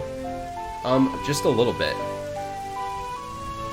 So if you're watching the in-game time right now, I want to be soaring back to the ranch at 3:15 to be marathon safe. Maybe even a little earlier.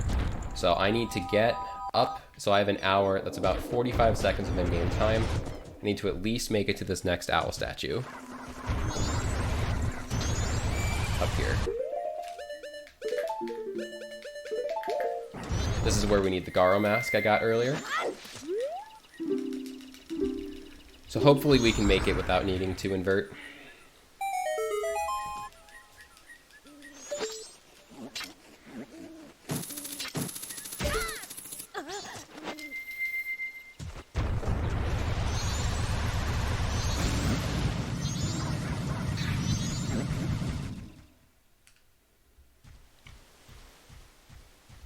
You know, it's really unclear, Shadowcat. He forgot all of the songs. There are Song of Storm, Song of Time, and Epona Song are all the same from the last game.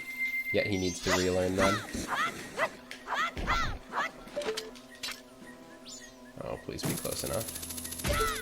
Okay, thank goodness.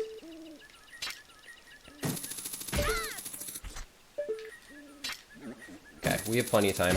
Normally, in a run, I would go and do one more thing before soaring, but I want to be marathon safe, so we're going to soar back to the ranch right now.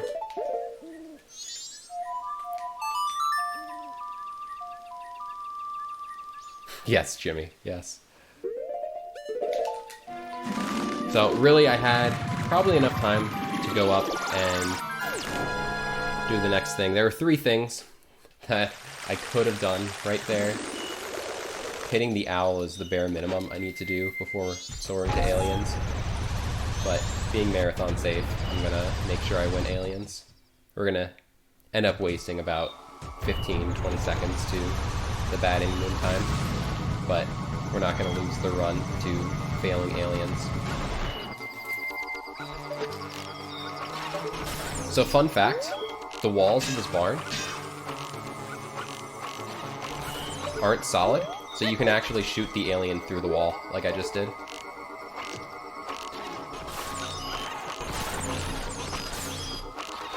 Okay, we have 1 aliens.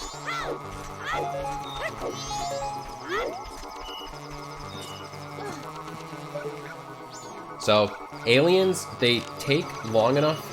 They take, what is it? An hour and 20 minutes to make it all the way to the barn. Every time you kill them, they respawn where they were. If one of them makes it to the barn, you lose. So you need to kill them all. The reason they win at 3:49. They appear at 2:30, so I guess they take an hour and 19 minutes. If I kill them and then wait until after 4 and kill them all again, they cannot win. So I do not need to kill them again. They cannot win.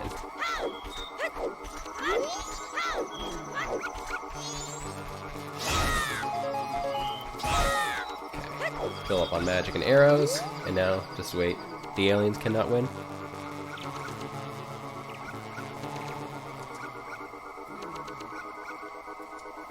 Oh, did you change the name? Thank you, Derp.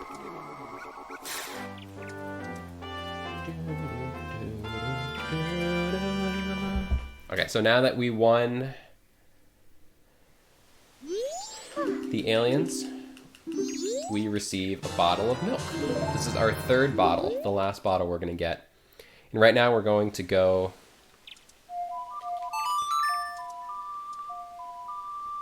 Oh, I see.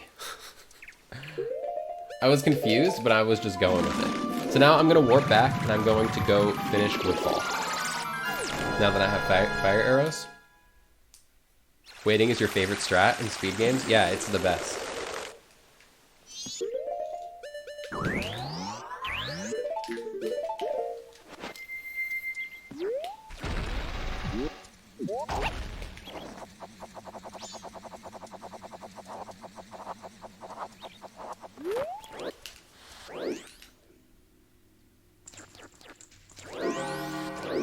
So now, going through this room this time, you can actually run over here.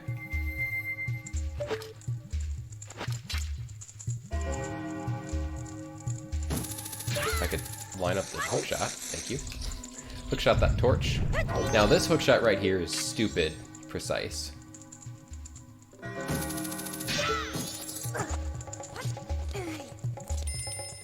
Very easy to hit that torch in a way that it makes it so that you just fall off the torch. So shoot that torch. That's the torch right there when I said earlier that I need to light. There was a way to do it without fire arrows. Do Woodfall in 1 trip, but it isn't any faster. It's actually like the same amount of time. So runners can do whichever method they like. Okay, so now quick you, and you.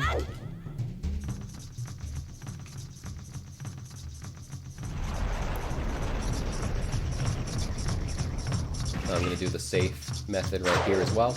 So you can hit him, you can stab him in a way where he gets stunned.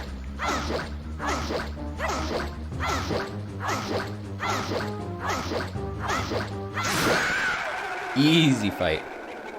The mushroom, yes, I am reading chat. Hope you're doing well. Feel free to ask me if you have any questions about the run. I'm trying to do a good job of explaining things. But if there's something I didn't explain, feel free to let me know.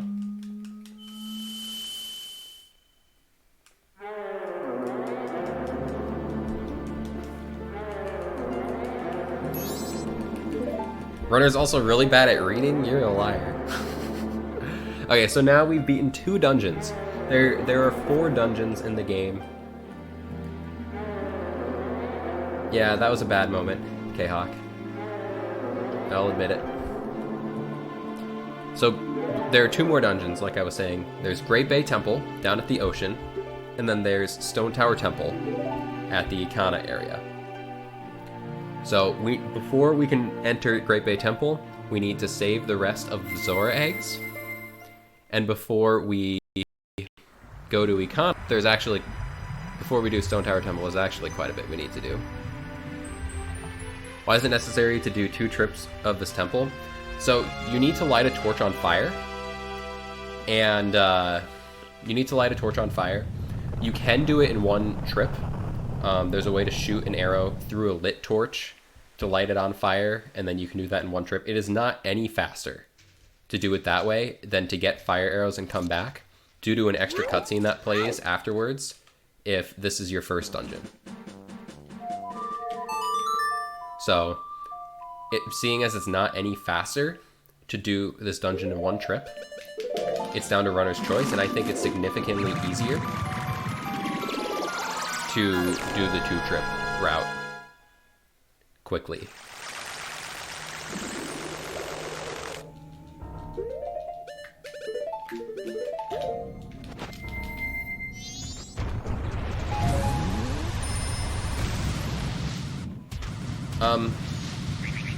I don't like it, Genesis. I don't think it's very interesting.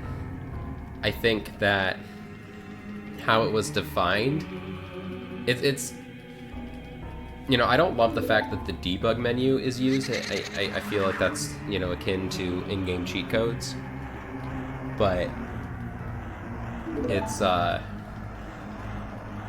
anyway, I don't know if I definitely don't love the category. I think it's pretty uninteresting, though the science behind figuring out how to open it is pretty cool. I will say that how I think that the leaderboards, you know, the decisions that were made, I think is, you know, the best case scenario. Any percent will use the new stuff, the debug menu, and the new text overflow glitch. And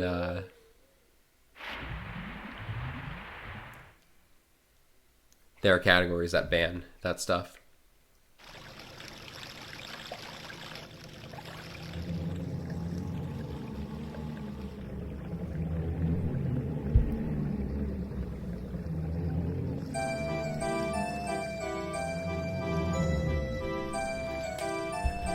So the reason why I needed to get Song of Storms was because I need to play the song to that ghost, because for some reason it starts this cutscene where the water goes out and then the music plays and then the mummies all die.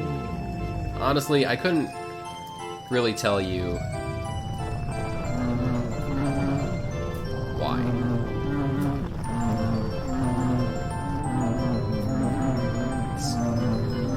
I mean, I get that they die by the music, but it's never really explained.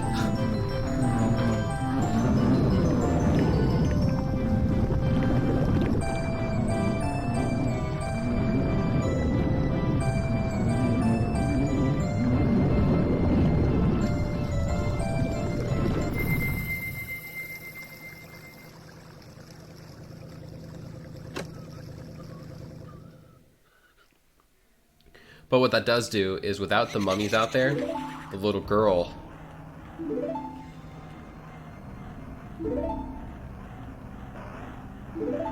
I didn't read stuff and talk to the guy in the music box house to find out. No, I don't think I ever have. Is there an actual explanation, Jimmy? Tell me, why do the mummies die by the music? So now the girl isn't afraid to come outside. So what I'm gonna do is going to blow up a bomb chew. So she's outside. And I need her to come back inside. I mean, come back outside. So I can go in. So I'm gonna blow myself up with a bomb chew. She'll hear the explosion and she'll come out.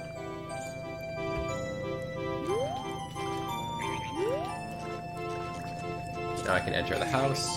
I never know actually how close to her I can get.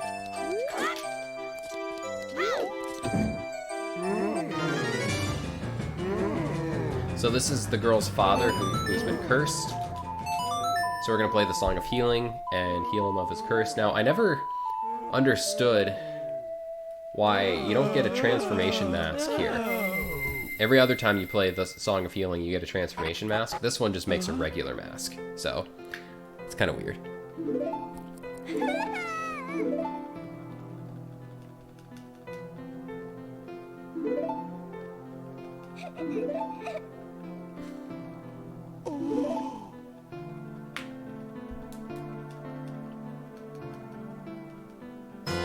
Because mummies are gross.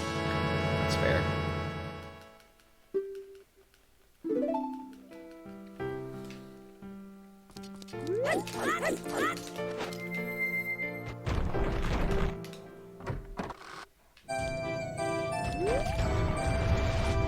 Yeah, that's true. No, you're right. The dancing guy, Kamaro Mask. You play Song of Healing there too.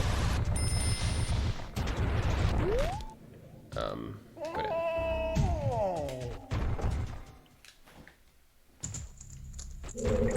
Okay, so remember a while ago when I got the magic beans? About an hour and 40 minutes ago? Well, we're gonna use them now. Oh, man. The only reason we get magic beans is because that mummy needs 5 magic beans to let us through the door. So this section of the game, a lot of people don't like it. I always thought it was pretty cool, but it's basically a gigantic fetch quest. Every time you talk to the mummy, they say something like, fetch me, for example, they say milk. Actually, this one right here, Deku Nuts, it says, fetch me something that creates a blinding flash. So you need to read the riddles. That was weird. You need to read the riddles and figure out what to give them.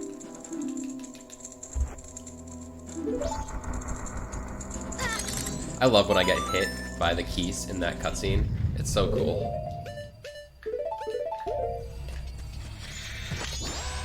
I hope that bomb chew still hits him. It isn't straight. Please hit him. Okay, good.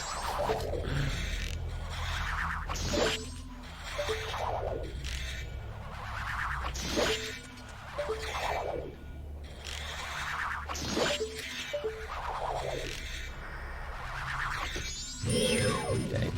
So it's a there's one frame that you can hit the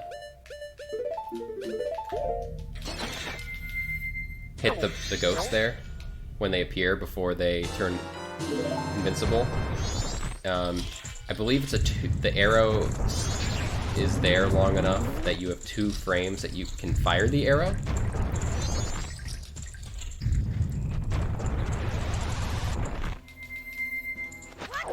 But either way, it's a very precise shot to hit him.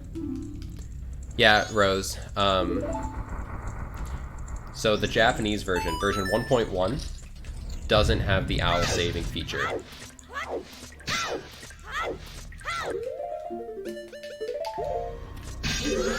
But version 1.2 of the game does. The international releases have the quick saving, so there wasn't enough memory to have 3 files. Come on. The quips are hard.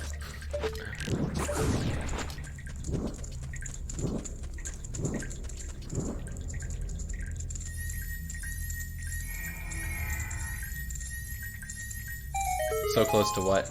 Oh, you mean getting all 4 shots? Yeah, it was close. Okay, so now we got Mirror Shield. Now we're gonna go back to...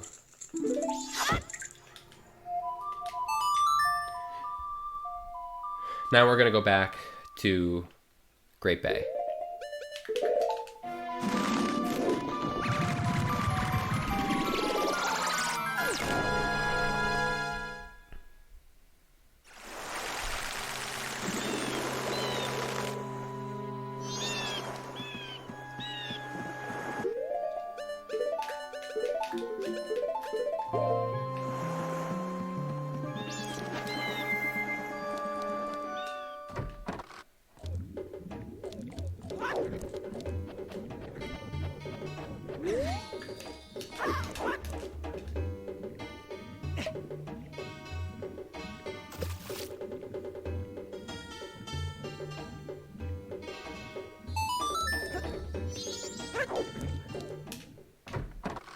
So now we're going to go back to Pirate's Fortress. We now have 3 empty bottles.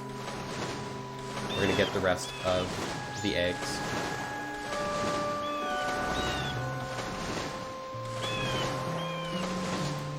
There's some pretty cool strats used here. So you suppose... God. Did you guys hear that? Sorry if that came through the stream. I thought that was turned off.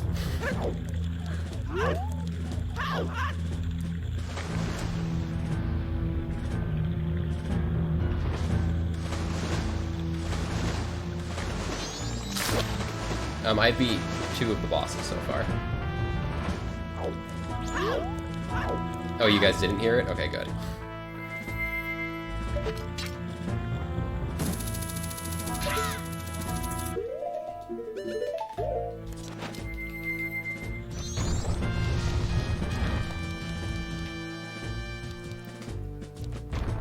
Okay, so now, anyway, you're supposed to go through each section, go through a little mini challenge, fight one of the pirates, and then go to where the egg is. But it turns out, I mean, you can get 2 of them really quickly. Just do a sword recoil off this wall, bounce down here, and this is one of the exits. So you can very easily, quickly, get this egg.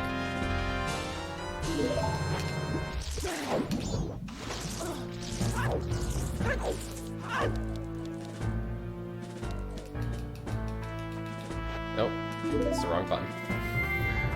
Okay.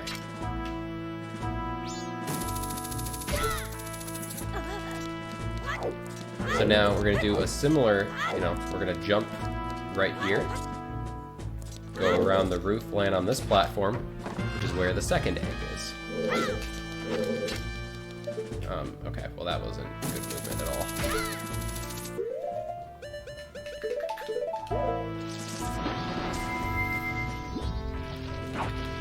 Fun fact, if you're on the other side of the tank, it's very easy for you to accidentally scoop up a fish instead of the egg. And because you're just going through the motions in the speedrun, it can be easy to scoop the fish, not realize it, and then later, when you go to deposit the eggs, be like, oh crap, I have a fish. So I always stand in that back corner there, so I can be sure that I don't scoop the fish.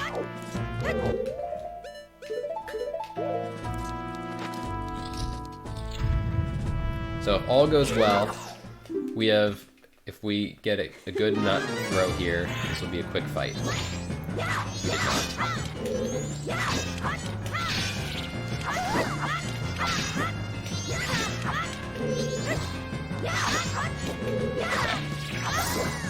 We did not get the quick fight.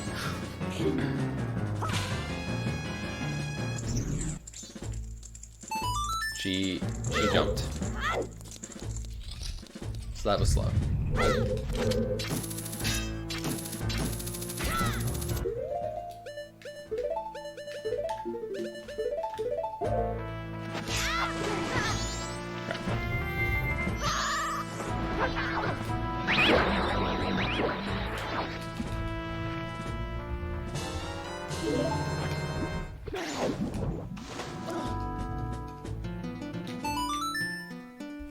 So now we have all 3 eggs from here.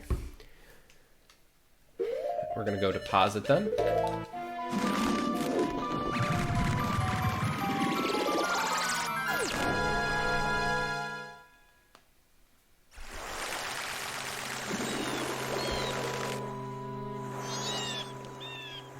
Climb the ladder. Ladders are hard, guys.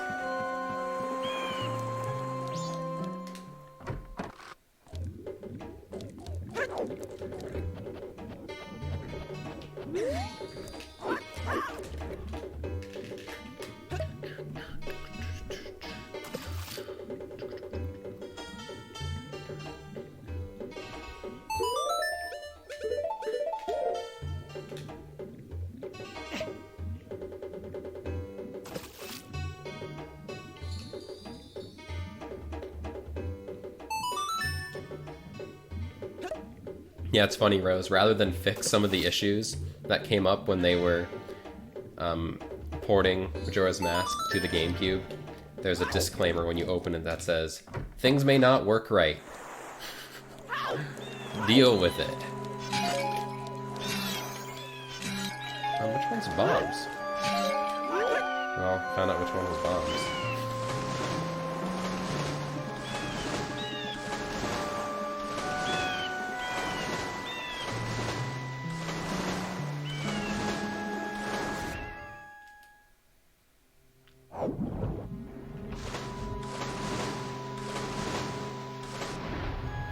Okay, so after I get these 3 eggs here, we're going to go into Great Bay Temple, which there are a few tricks in Great Bay Temple that are extremely difficult in this category. Great Bay Temple is definitely the hardest part of this run. And hopefully I do all the major tricks well.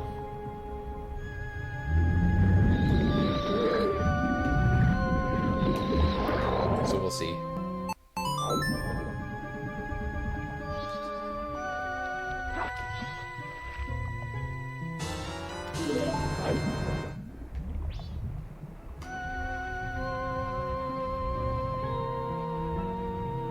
So if you're unfamiliar with this game, the reason I'm in this area is 4 of the 7 Soul and Zora eggs are in Pirate's Fortress, and they lost 3 of them.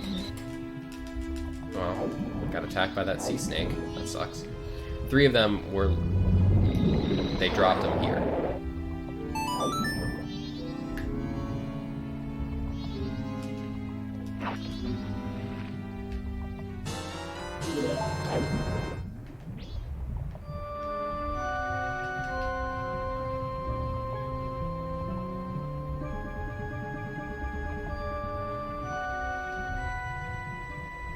Yeah, GameCube, Majora's Mask randomly freezes.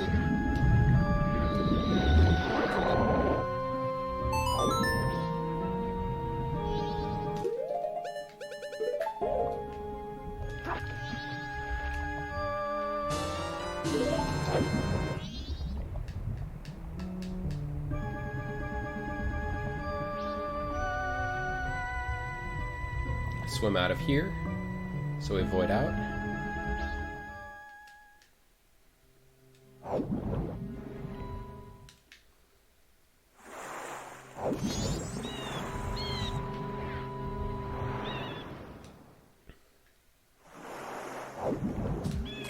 Way to turn around one. All of these movement errors, guys, are Link's fault, clearly. I don't know why anyone would ever think that they're my fault. That's honestly just silly.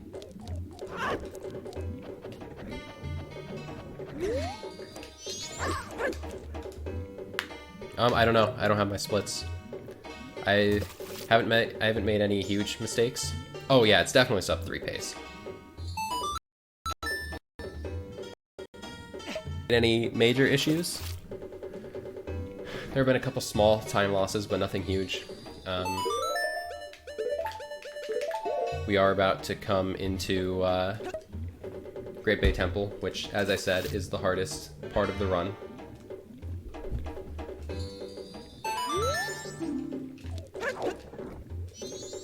So we'll see.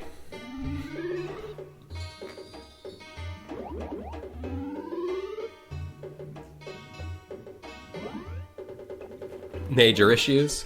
I can tell you are a How I Met Your Mother fan. Is a world record possible? No. It shouldn't be.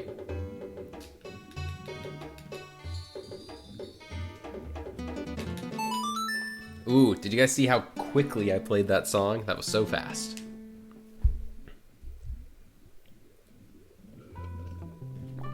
But I actually, without looking at splits myself, I would guess I'm on pretty good PB pace.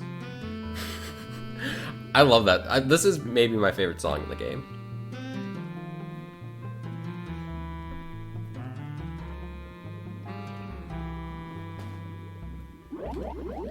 So hopefully we make it into the dungeon before the day transition to night 2. There is a like 2 to 3 second thing that goes if I'm in this area, but if I make it into the dungeon, then there's no time loss.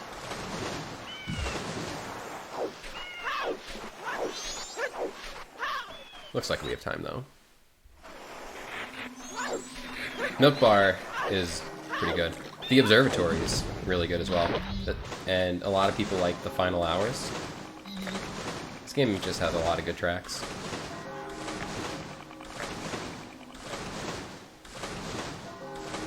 Oh, it's gonna be tight on making it in.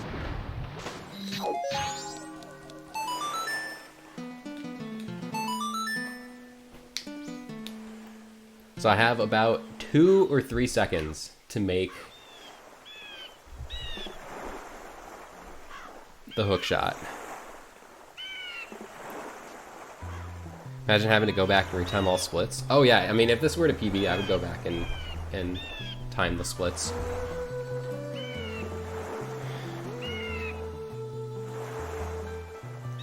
You know, I probably could have kept splits myself, but I don't have any programs up right now other than OBS and the Google Chrome for the chat because I didn't want anything to happen,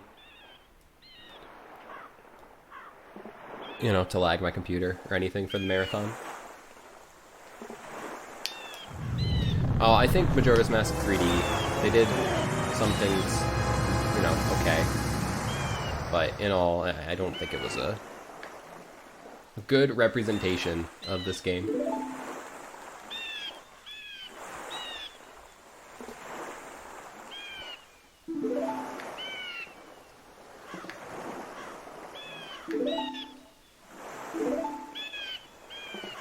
Okay, hopefully I can get this hook shot off quickly. I have like 2 seconds.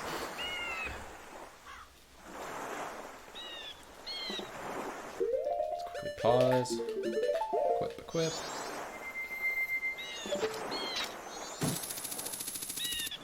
No! We got owned right there.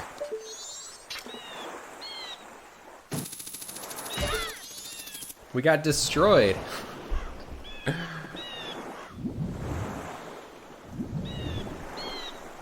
feel like I earned that. Yes, Derp, we win as a team and we lose as a team. Oh, I mean, not a big deal. There was just the 2 to 3 seconds when it said it was night of day 2. It just paused the game for 2 seconds or so. Whereas if I would have been in the dungeon, it wouldn't have done that. Not a big deal. And I enter the dungeon as soon as that hookshot connects. So it was super close. Nah, we win as a team, but I lose by myself. That doesn't seem as it should go. Yeah, Quattro. I don't know why they thought that was a good idea. So those pirates think there's treasure inside the dungeon, so they were trying to go in, but they just took their little boat into the tornado.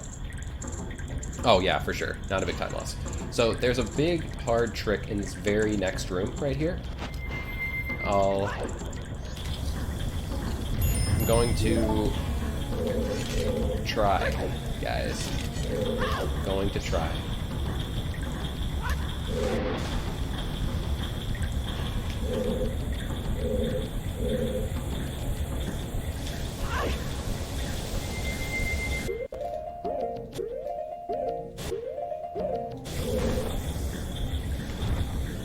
Oh, I shouldn't have buffered that there, but for the marathon, so we got it. We got it. Good job. Now, hopefully, I bonk correctly here and end up at the door. No! That's slow. Okay.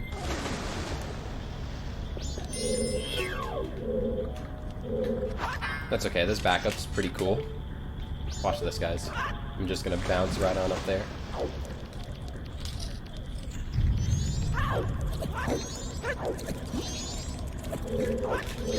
So that was probably 20-ish seconds lost. Definitely the first error of the run.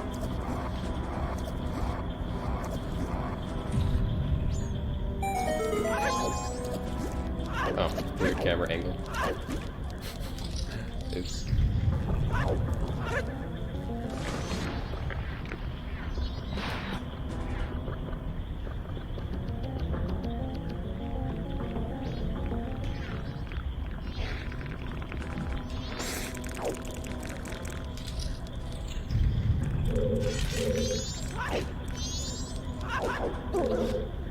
Okay, so with a precise angled jump right there, you can just jump right on up here, grab the ledge, and get the boss key.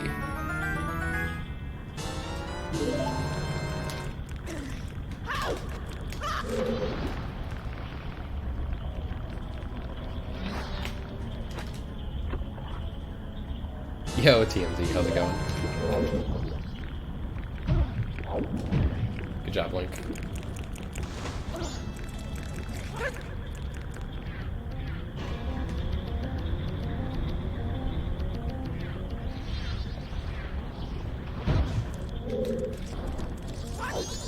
I am going to restock on magic parts in this room.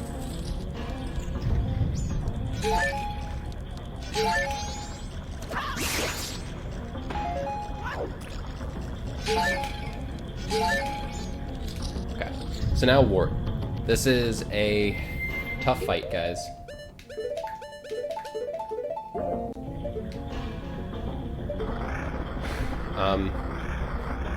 When trying to go really quickly, this fight is really dangerous.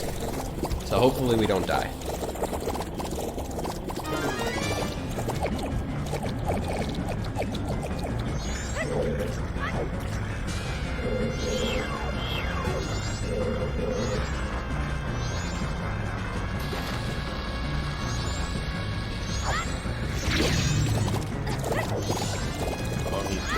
Leaving us alone.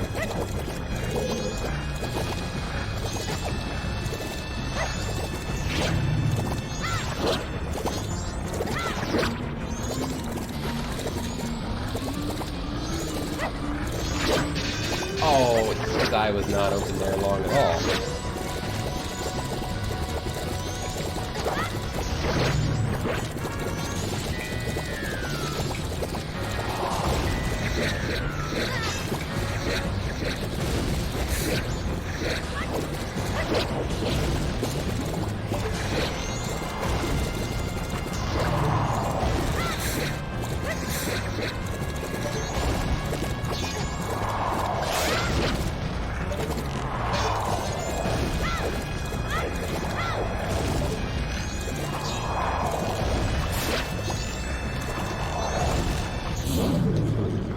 That was kind of fast. I mean, that was kind of slow. Wasn't a great fight. I would call that a subpar fight, but it also wasn't the worst thing I've ever seen. We didn't die. Yes, we didn't die. So now we have the ice arrows.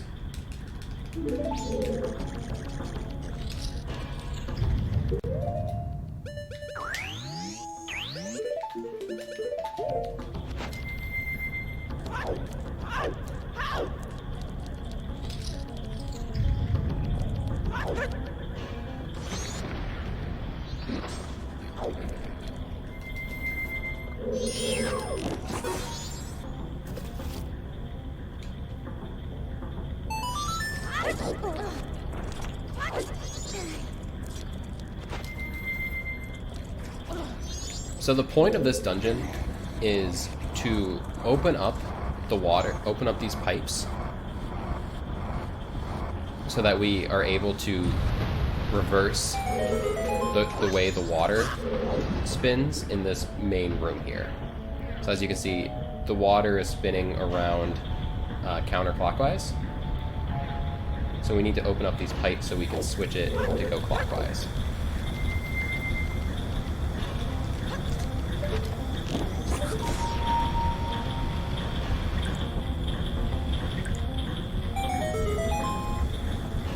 That was weird.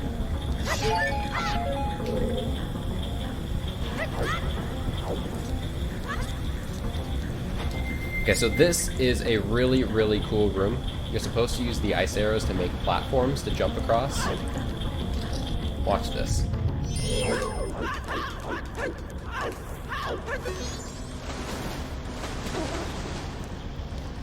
Coolest room. I love that strat.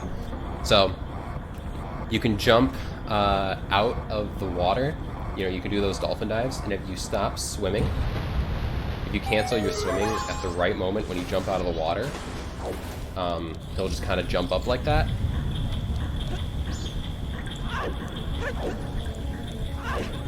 And you can grab the ledge.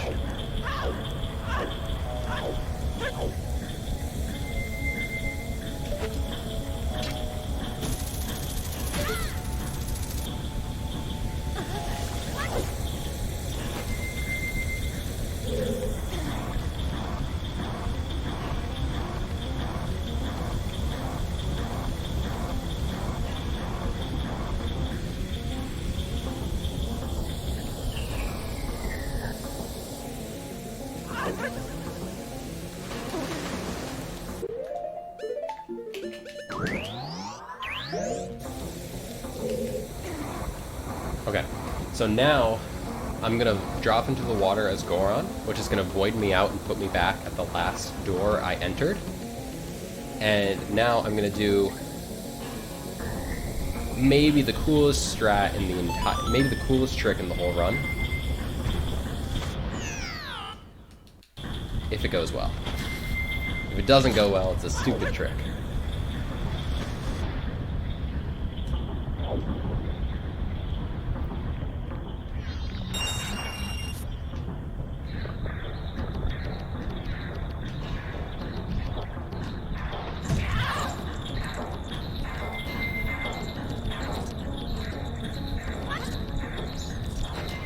So you're supposed to freeze that water wheel and jump across. I just wrote it.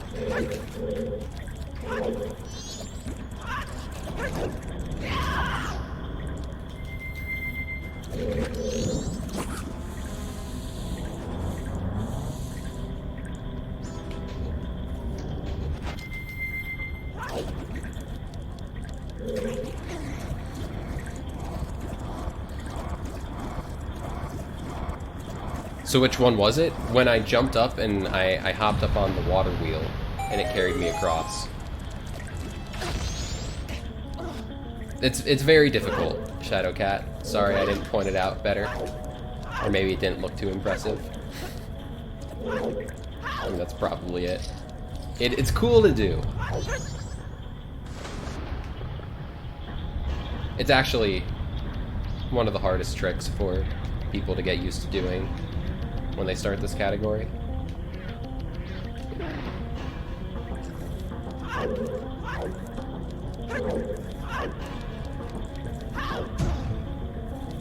What did I bonk on?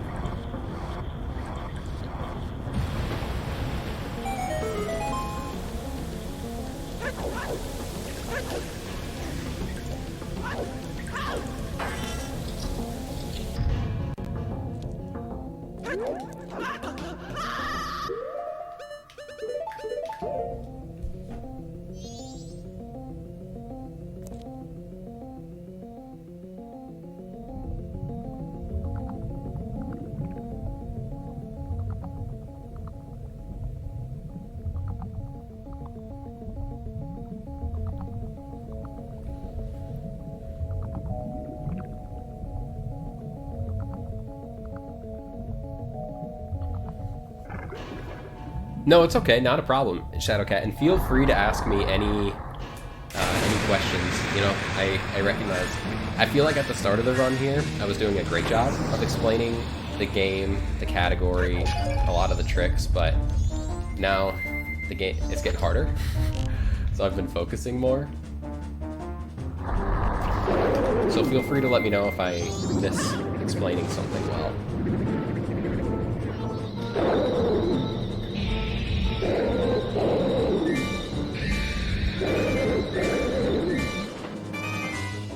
Hopefully I'm on the platform. If I'm not on the platform, we're in deep trouble. Okay, good. So if you miss that jump out of the... If you're out of the water, because you missed the jump onto the platform, when the cutscene starts to start phase 2, you get put on the bottom of the floor, where you easily get eaten, and you can really mess up the whole fight. But the fight went very well.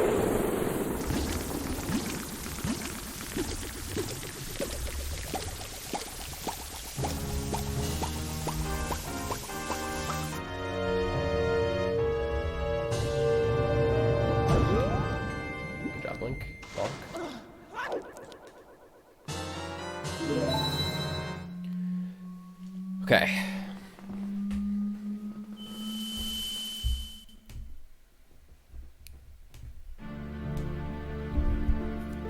So that's 3 dungeons down.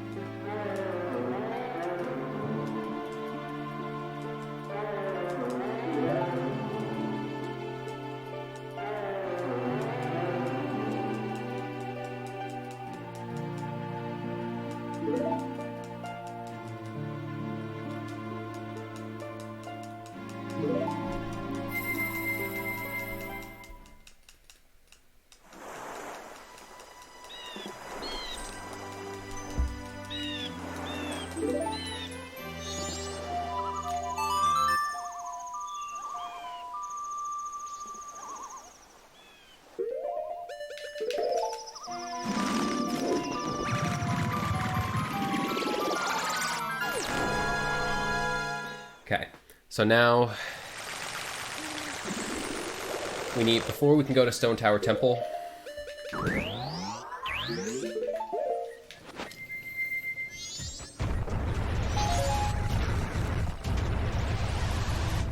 we need to go over here to Ikana Castle, because we need to learn the Elegy of Emptiness.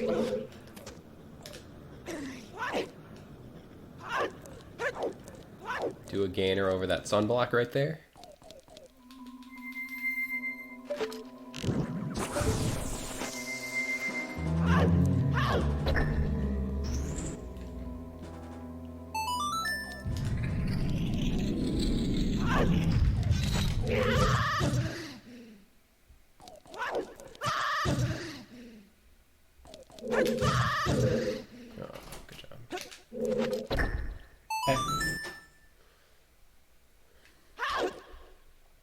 Sorry. Someone just came, my wife just came in to say hey. So I was saying hello.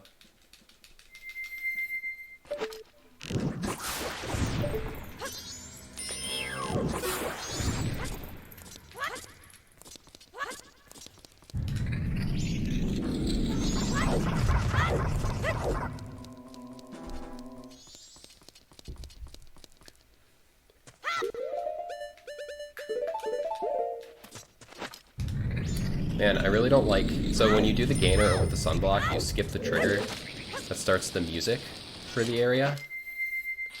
I don't like doing this area in the silence. It's weird.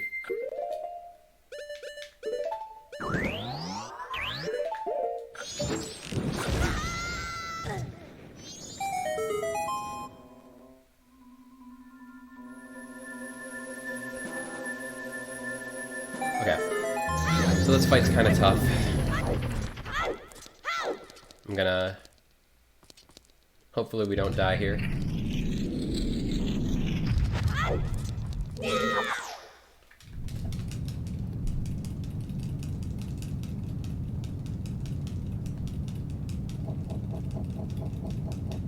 GC, hope you're doing well.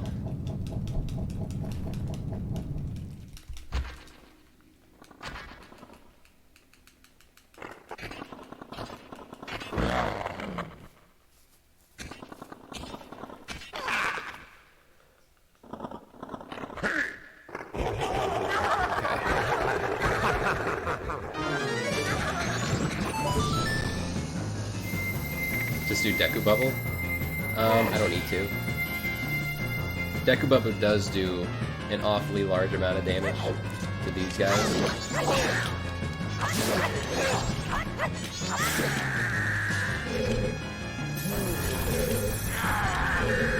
But I don't need to.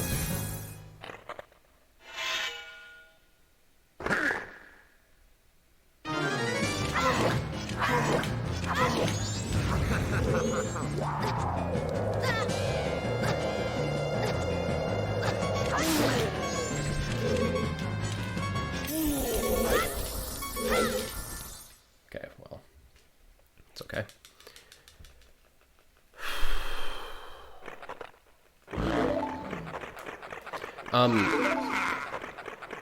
Twin Mold in Majora's Mask 3D kind of sucks.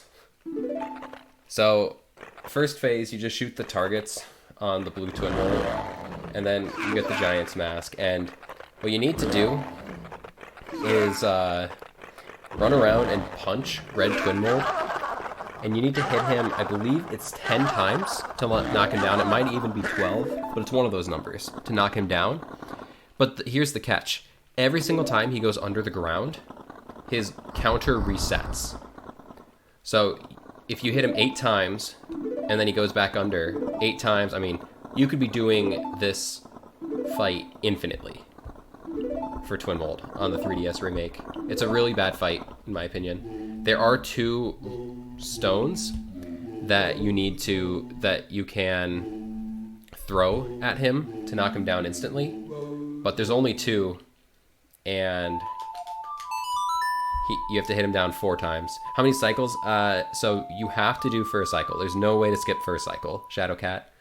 So you do first cycle as Deku, for the intro of the game, get Ocarina, play Song of Time, and then you do the rest of the game in one cycle. So it's a total of 2 cycles. Okay, so hopefully we have no deaths in the run. We're so close to the end. No, I accidentally laid down those 2 bomb chews, blowing myself up and killing me. How could I? Rip, guys. Get the Fs in chat.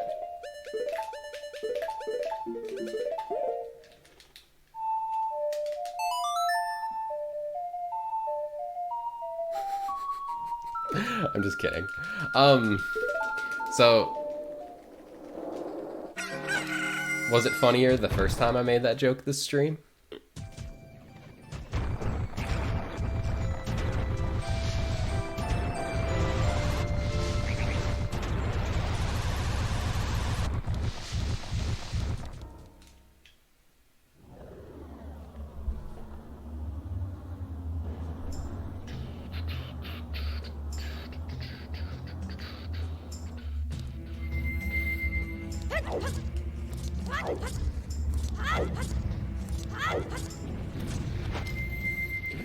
So Inverted Song of Time in this game, you get 3 times as much time when you have time inverted. In Majora's Mask 3D, you only get 2 times as much time.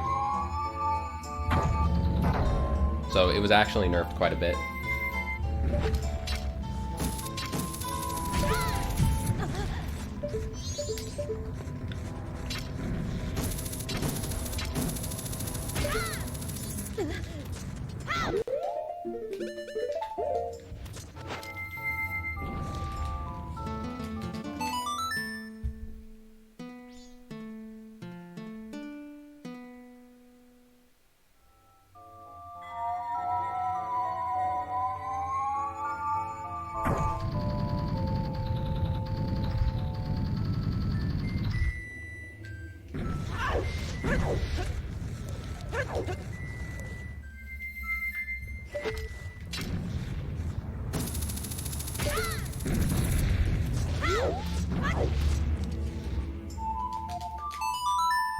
Ah, I see.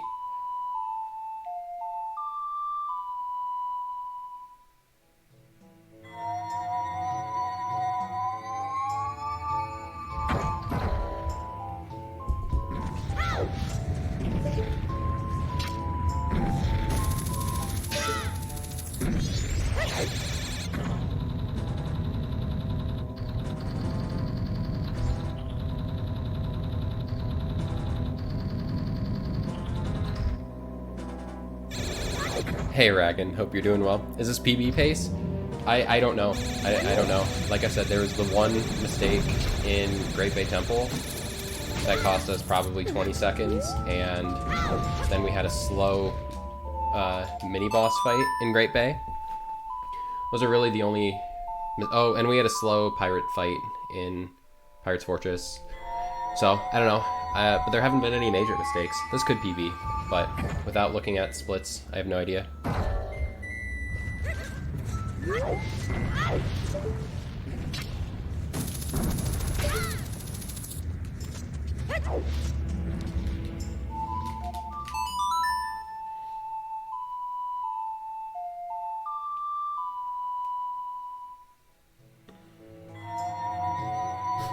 Was a nice sandwich, yeah, I bet. Okay, so last dungeon time.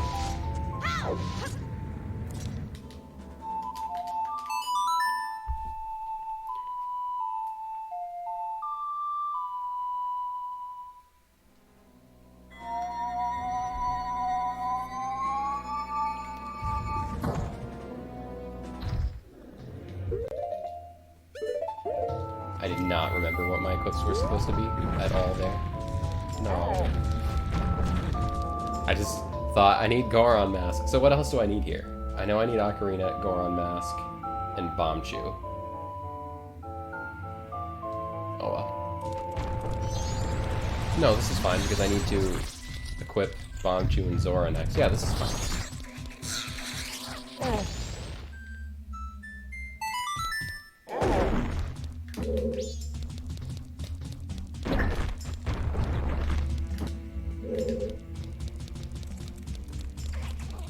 I wonder who was,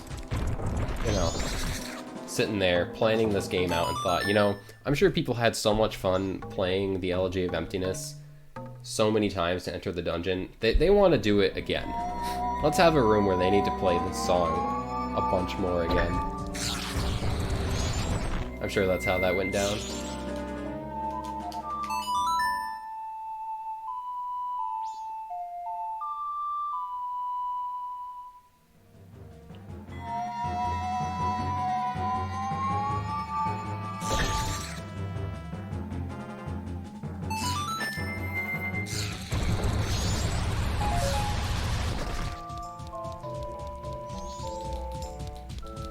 Okay, so now I'm actually going to make it night 3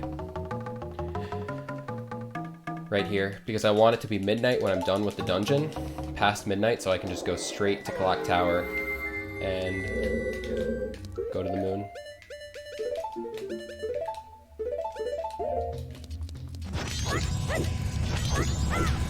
Use Bombchus here.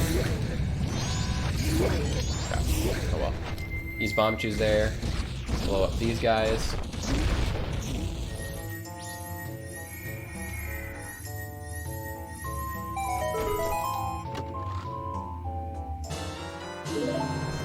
Great. First half made one 20-second mistake, and second half of Great Bay was really good.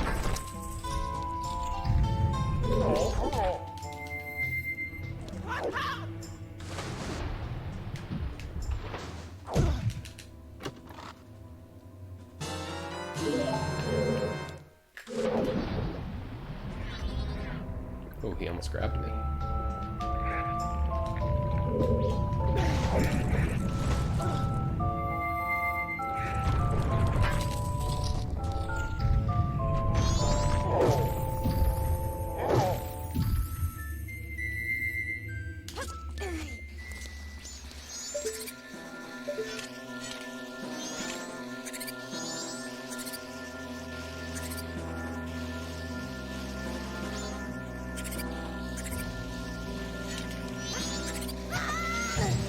Okay, well, I'm not gonna have fun anymore. Why did those dudes have to be so mean? Yeah, this is really slow. Okay. We're just gonna break all the blocks. Okay, well.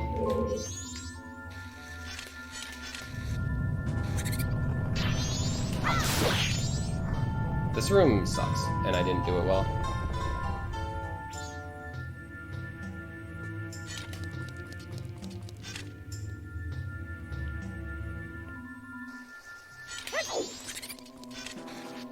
Okay, that's really, that's a big mistake. That was like 40 seconds probably. I tried to do the new fast strat. Clearly went well.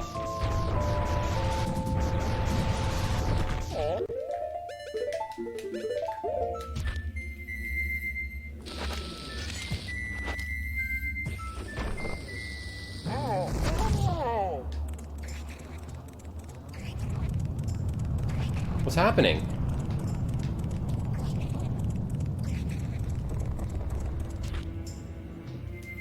Goron Link isn't supposed to get... What?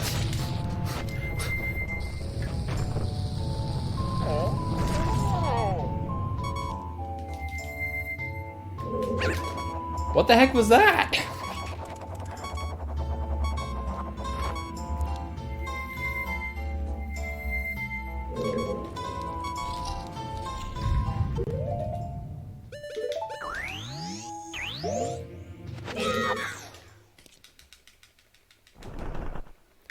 What the heck was that garbage? So, Goron's not supposed to get flown up like that?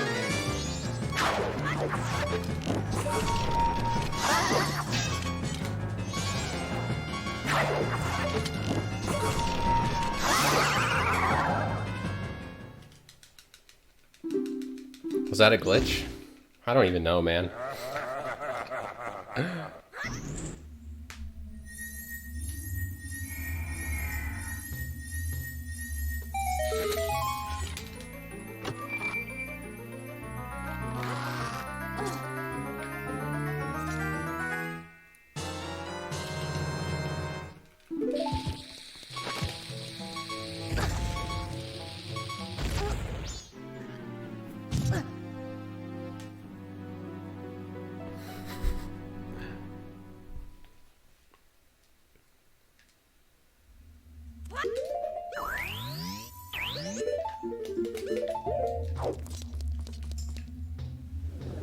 No fast death. Yeah, my health wasn't right because of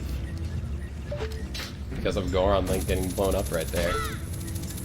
Now we have light arrows, guys, so we can flip the dungeon.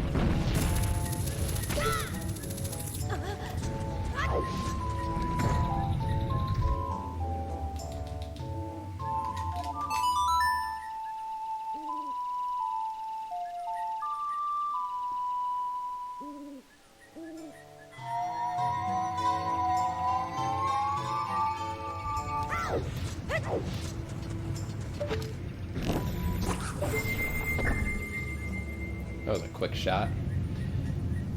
Okay, so we're near the end of the game now.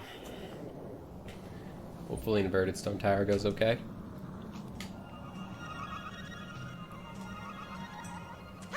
Because the first half of Stone Tower wasn't okay.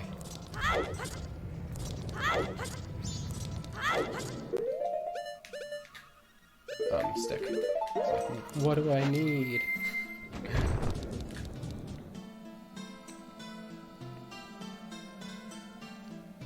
Yeah, I don't know, princess. Why would I not do a weird shot?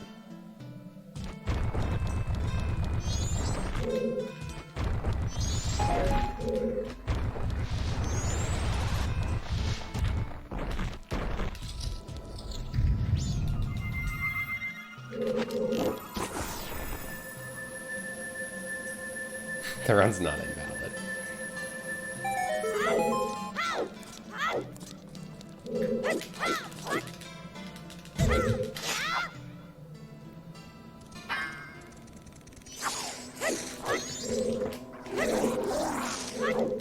Okay, so you can actually just do a nice little side hop here. And skip like the whole dungeon. Land down here.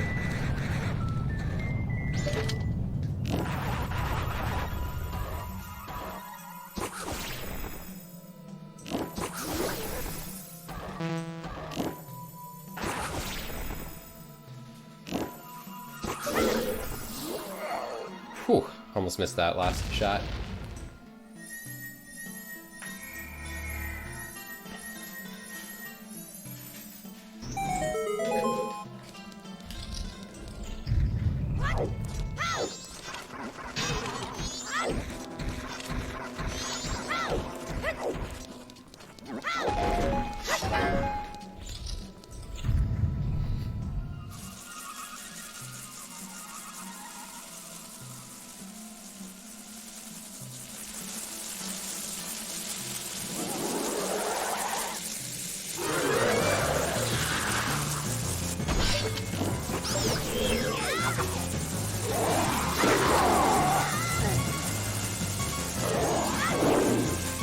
Okay, well, we're gonna heal up on hearts real quick.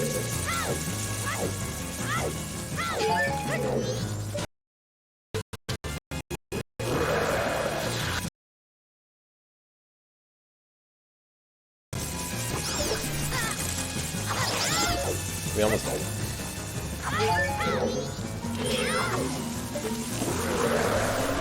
No! Come on! This is super slow. This is bad.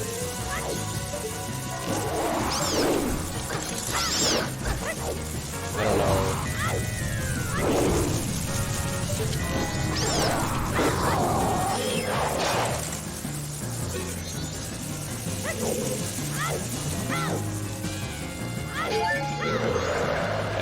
Well, PB is completely dead now.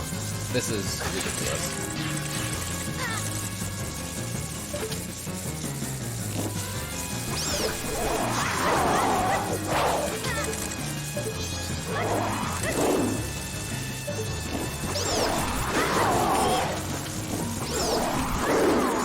Jeez Louise, that was the worst fight of all time. Dang it. This was a really good run before. Stone Tower.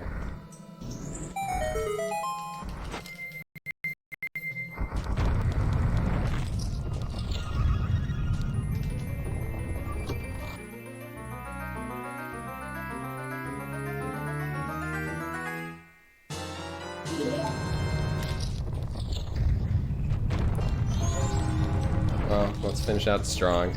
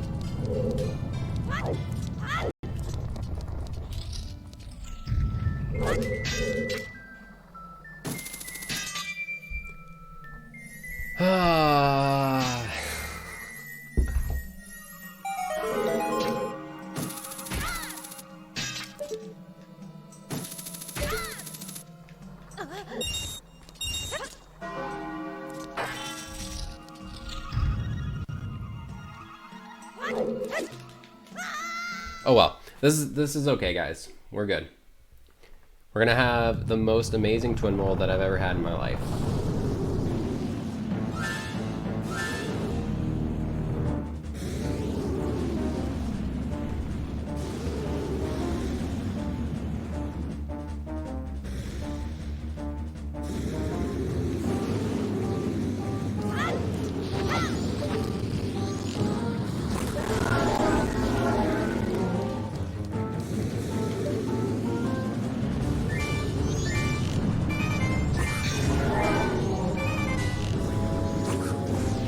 No! That was such a short cycle there on red.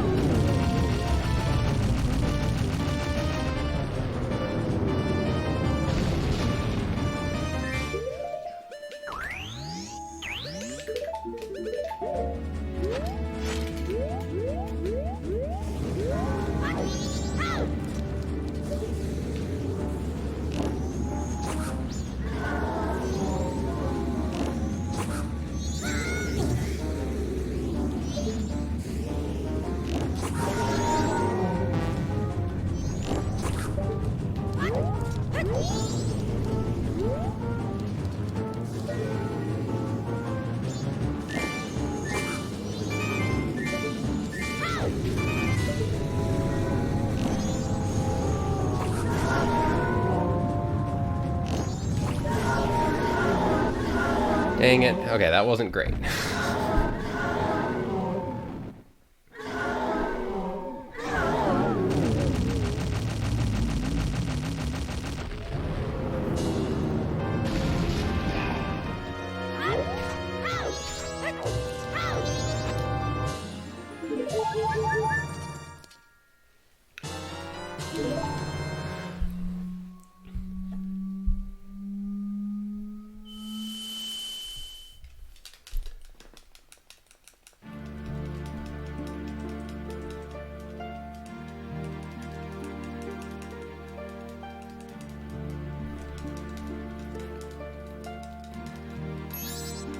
Man, the stone tower was super awful.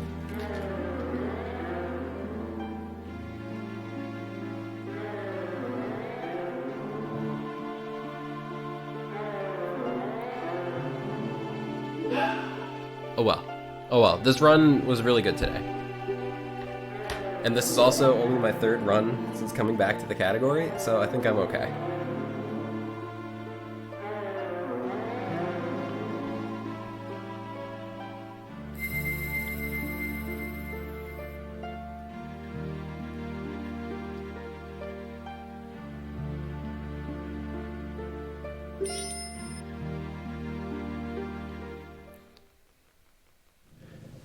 No, Rogand, they're making a joke.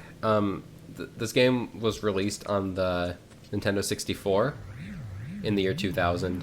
I'm playing on the Wii Virtual Console.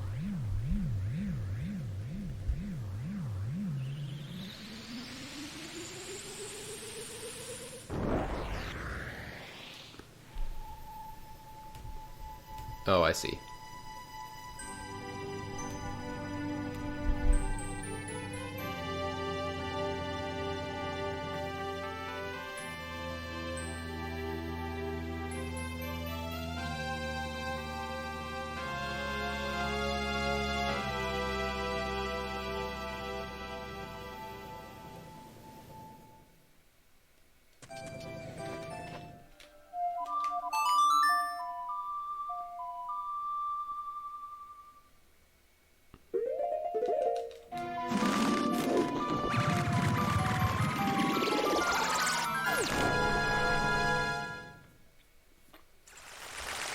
Okay, now that we've saved all 4 giants, we've defeated all 4 of the dungeons, it's time to go to the moon. Time to go to the end of the game.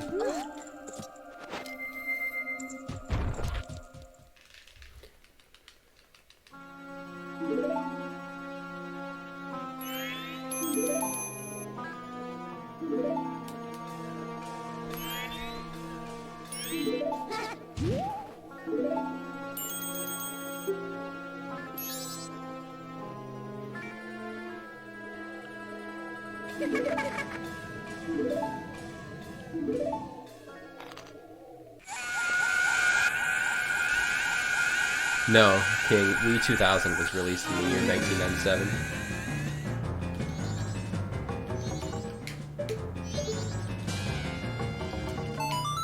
That was weird.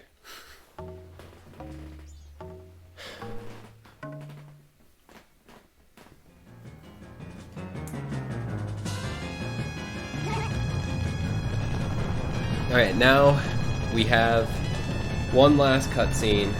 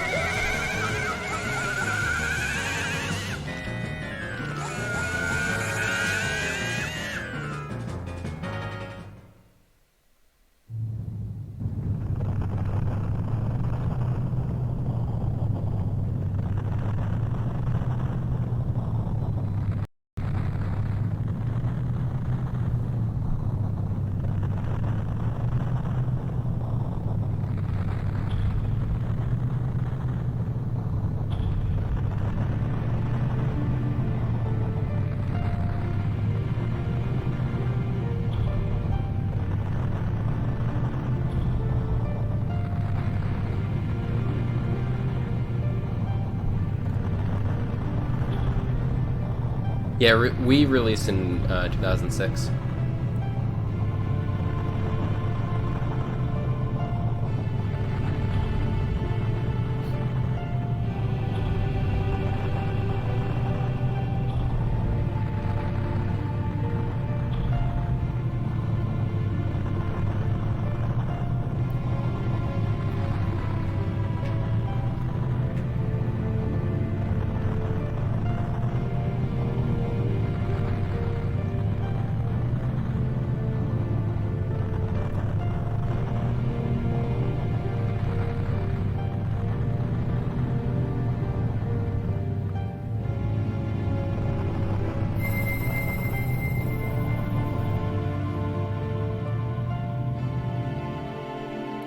So now that the Giants have successfully stopped the moon, I mean, we've won the game, right? There's nothing else to do?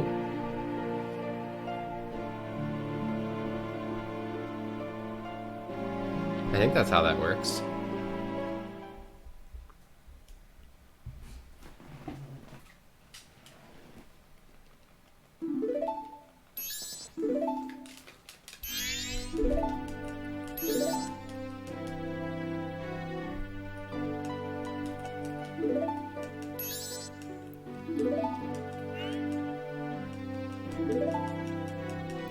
Yeah, he fell over, moon stopped.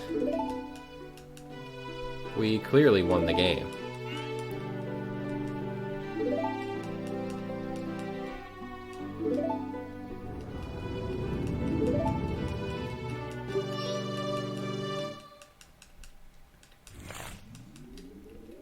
Oh, what's this?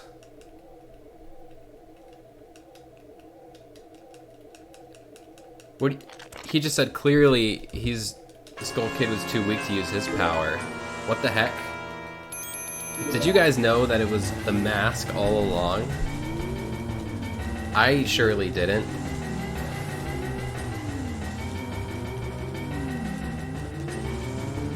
I love right there where Gormley has the face. Oh man, we're not done. What, guys? What's gonna happen now? This took such a turn.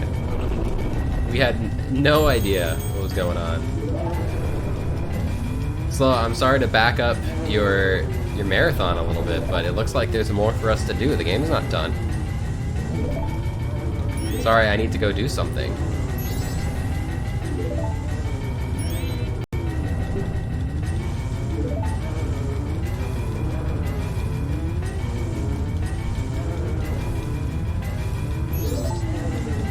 You haven't seen that part ever? You always shut the console off after the Giants stop the moon? I mean, that's reasonable. You thought you won. Oh man. Oh man, where are we going?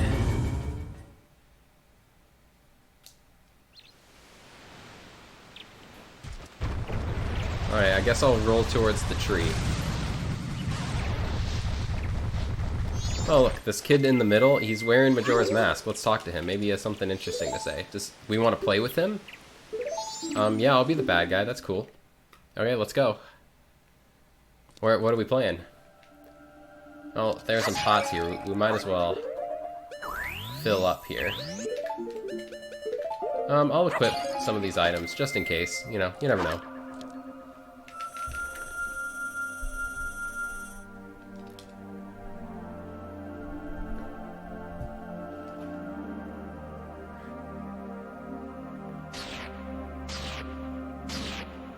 Oh man, what's happening to the masks?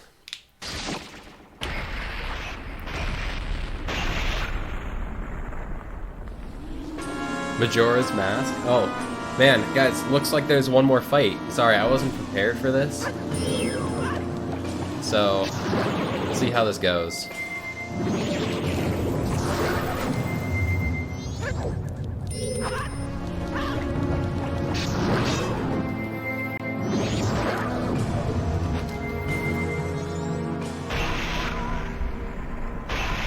So that's why this game is called Majora's Mask. You know, that's a pretty good theory. I've never thought of it that way. I always wondered why it wasn't called The Legend of Zelda Skull Kid.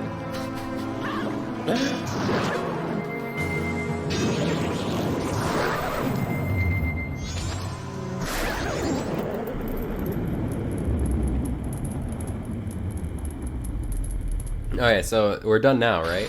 Oh man, it's growing legs. See what's gonna happen now.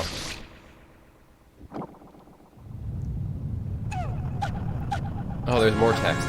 Majora's Incarnation. Oh, okay. Well, we got one more fight. I'll just knock him down. I got hit.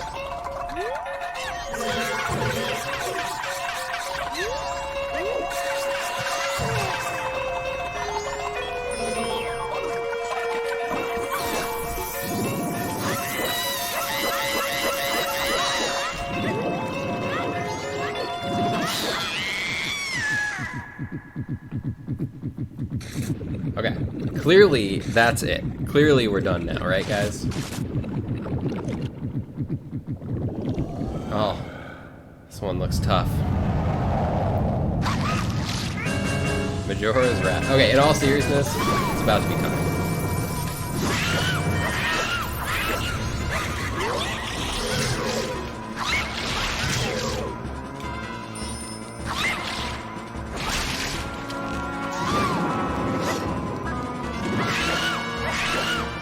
I'm an idiot.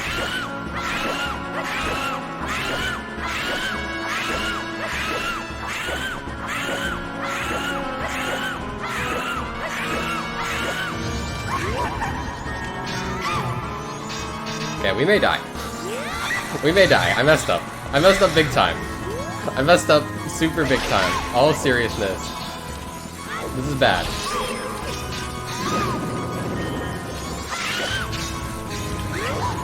This is the worst thing ever. Oh my god, there's so much going on right now. Okay, what an end.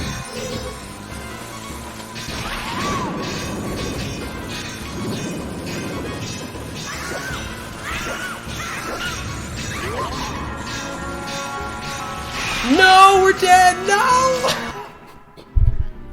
Come on, dude. I feel like I got owned right there. Okay, that was maybe the most embarrassing thing that I've ever done.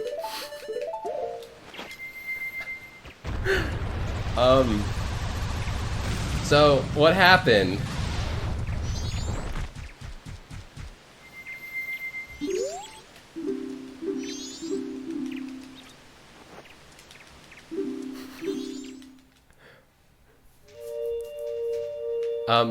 That was my bad.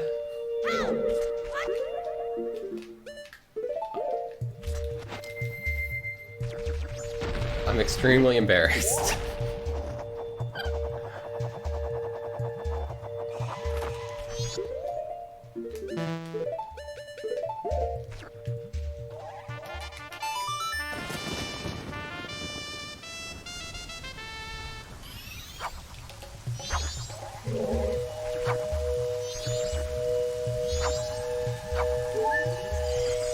Okay, well apparently I'm not getting that fairy. Can you not make a fairy? Apparently you don't make... It's Song of Healing? Oh. Okay. Thank you, CMZ.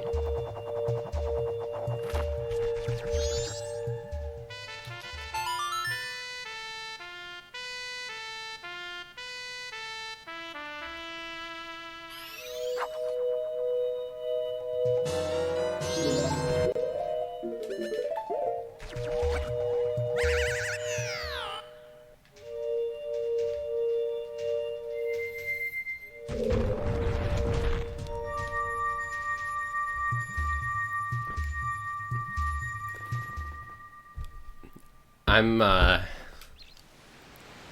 sorely embarrassed right now.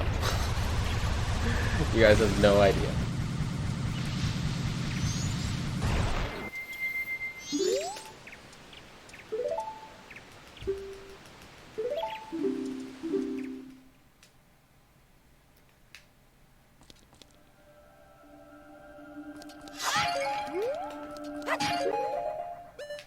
I don't have a stick now.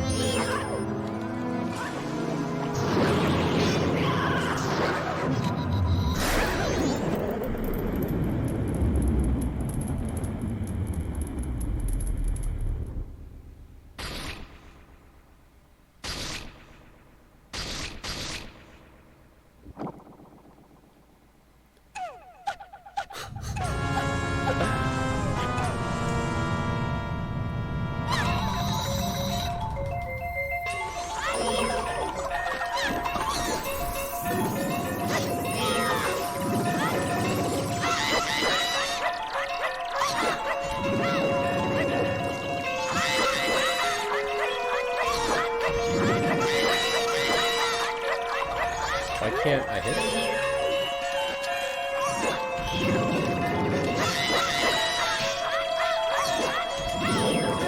You guys are seeing this, right? He's just not getting hit. Is there some thing that says you can't hit him more than twice that I wasn't aware of?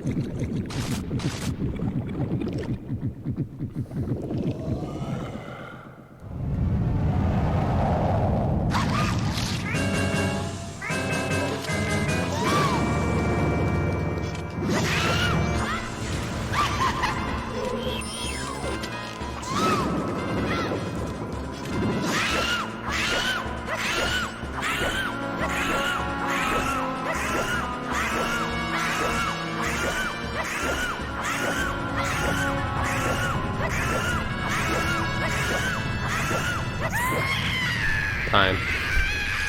I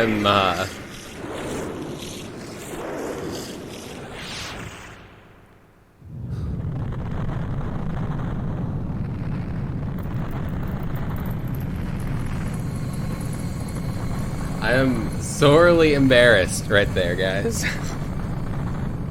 Well,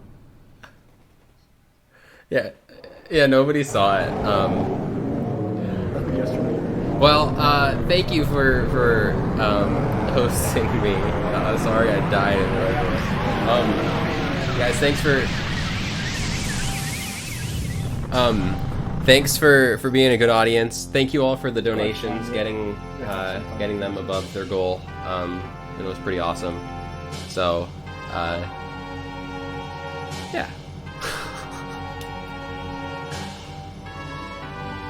Yeah, I guess I'll plug, if you want to see me play better and not die, check me out after the marathon at twitch.tv/Hyrulian Night. Name's on the stream. So,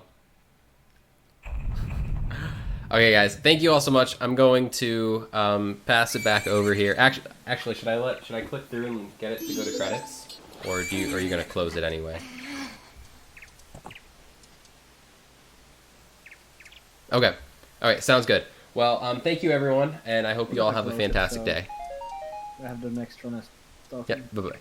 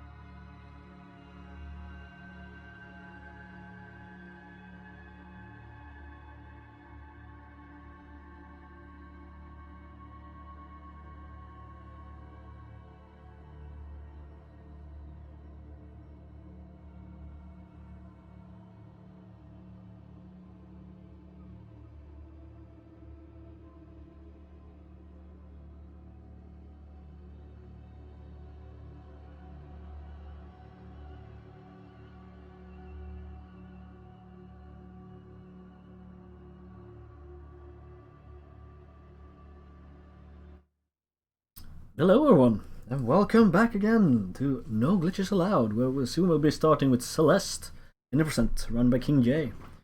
But before that, we are gonna do a small restream change, so the stream's gonna go down, nobody panic. I know you like to panic, but we shall not panic. And then we'll be right back in a matter of seconds.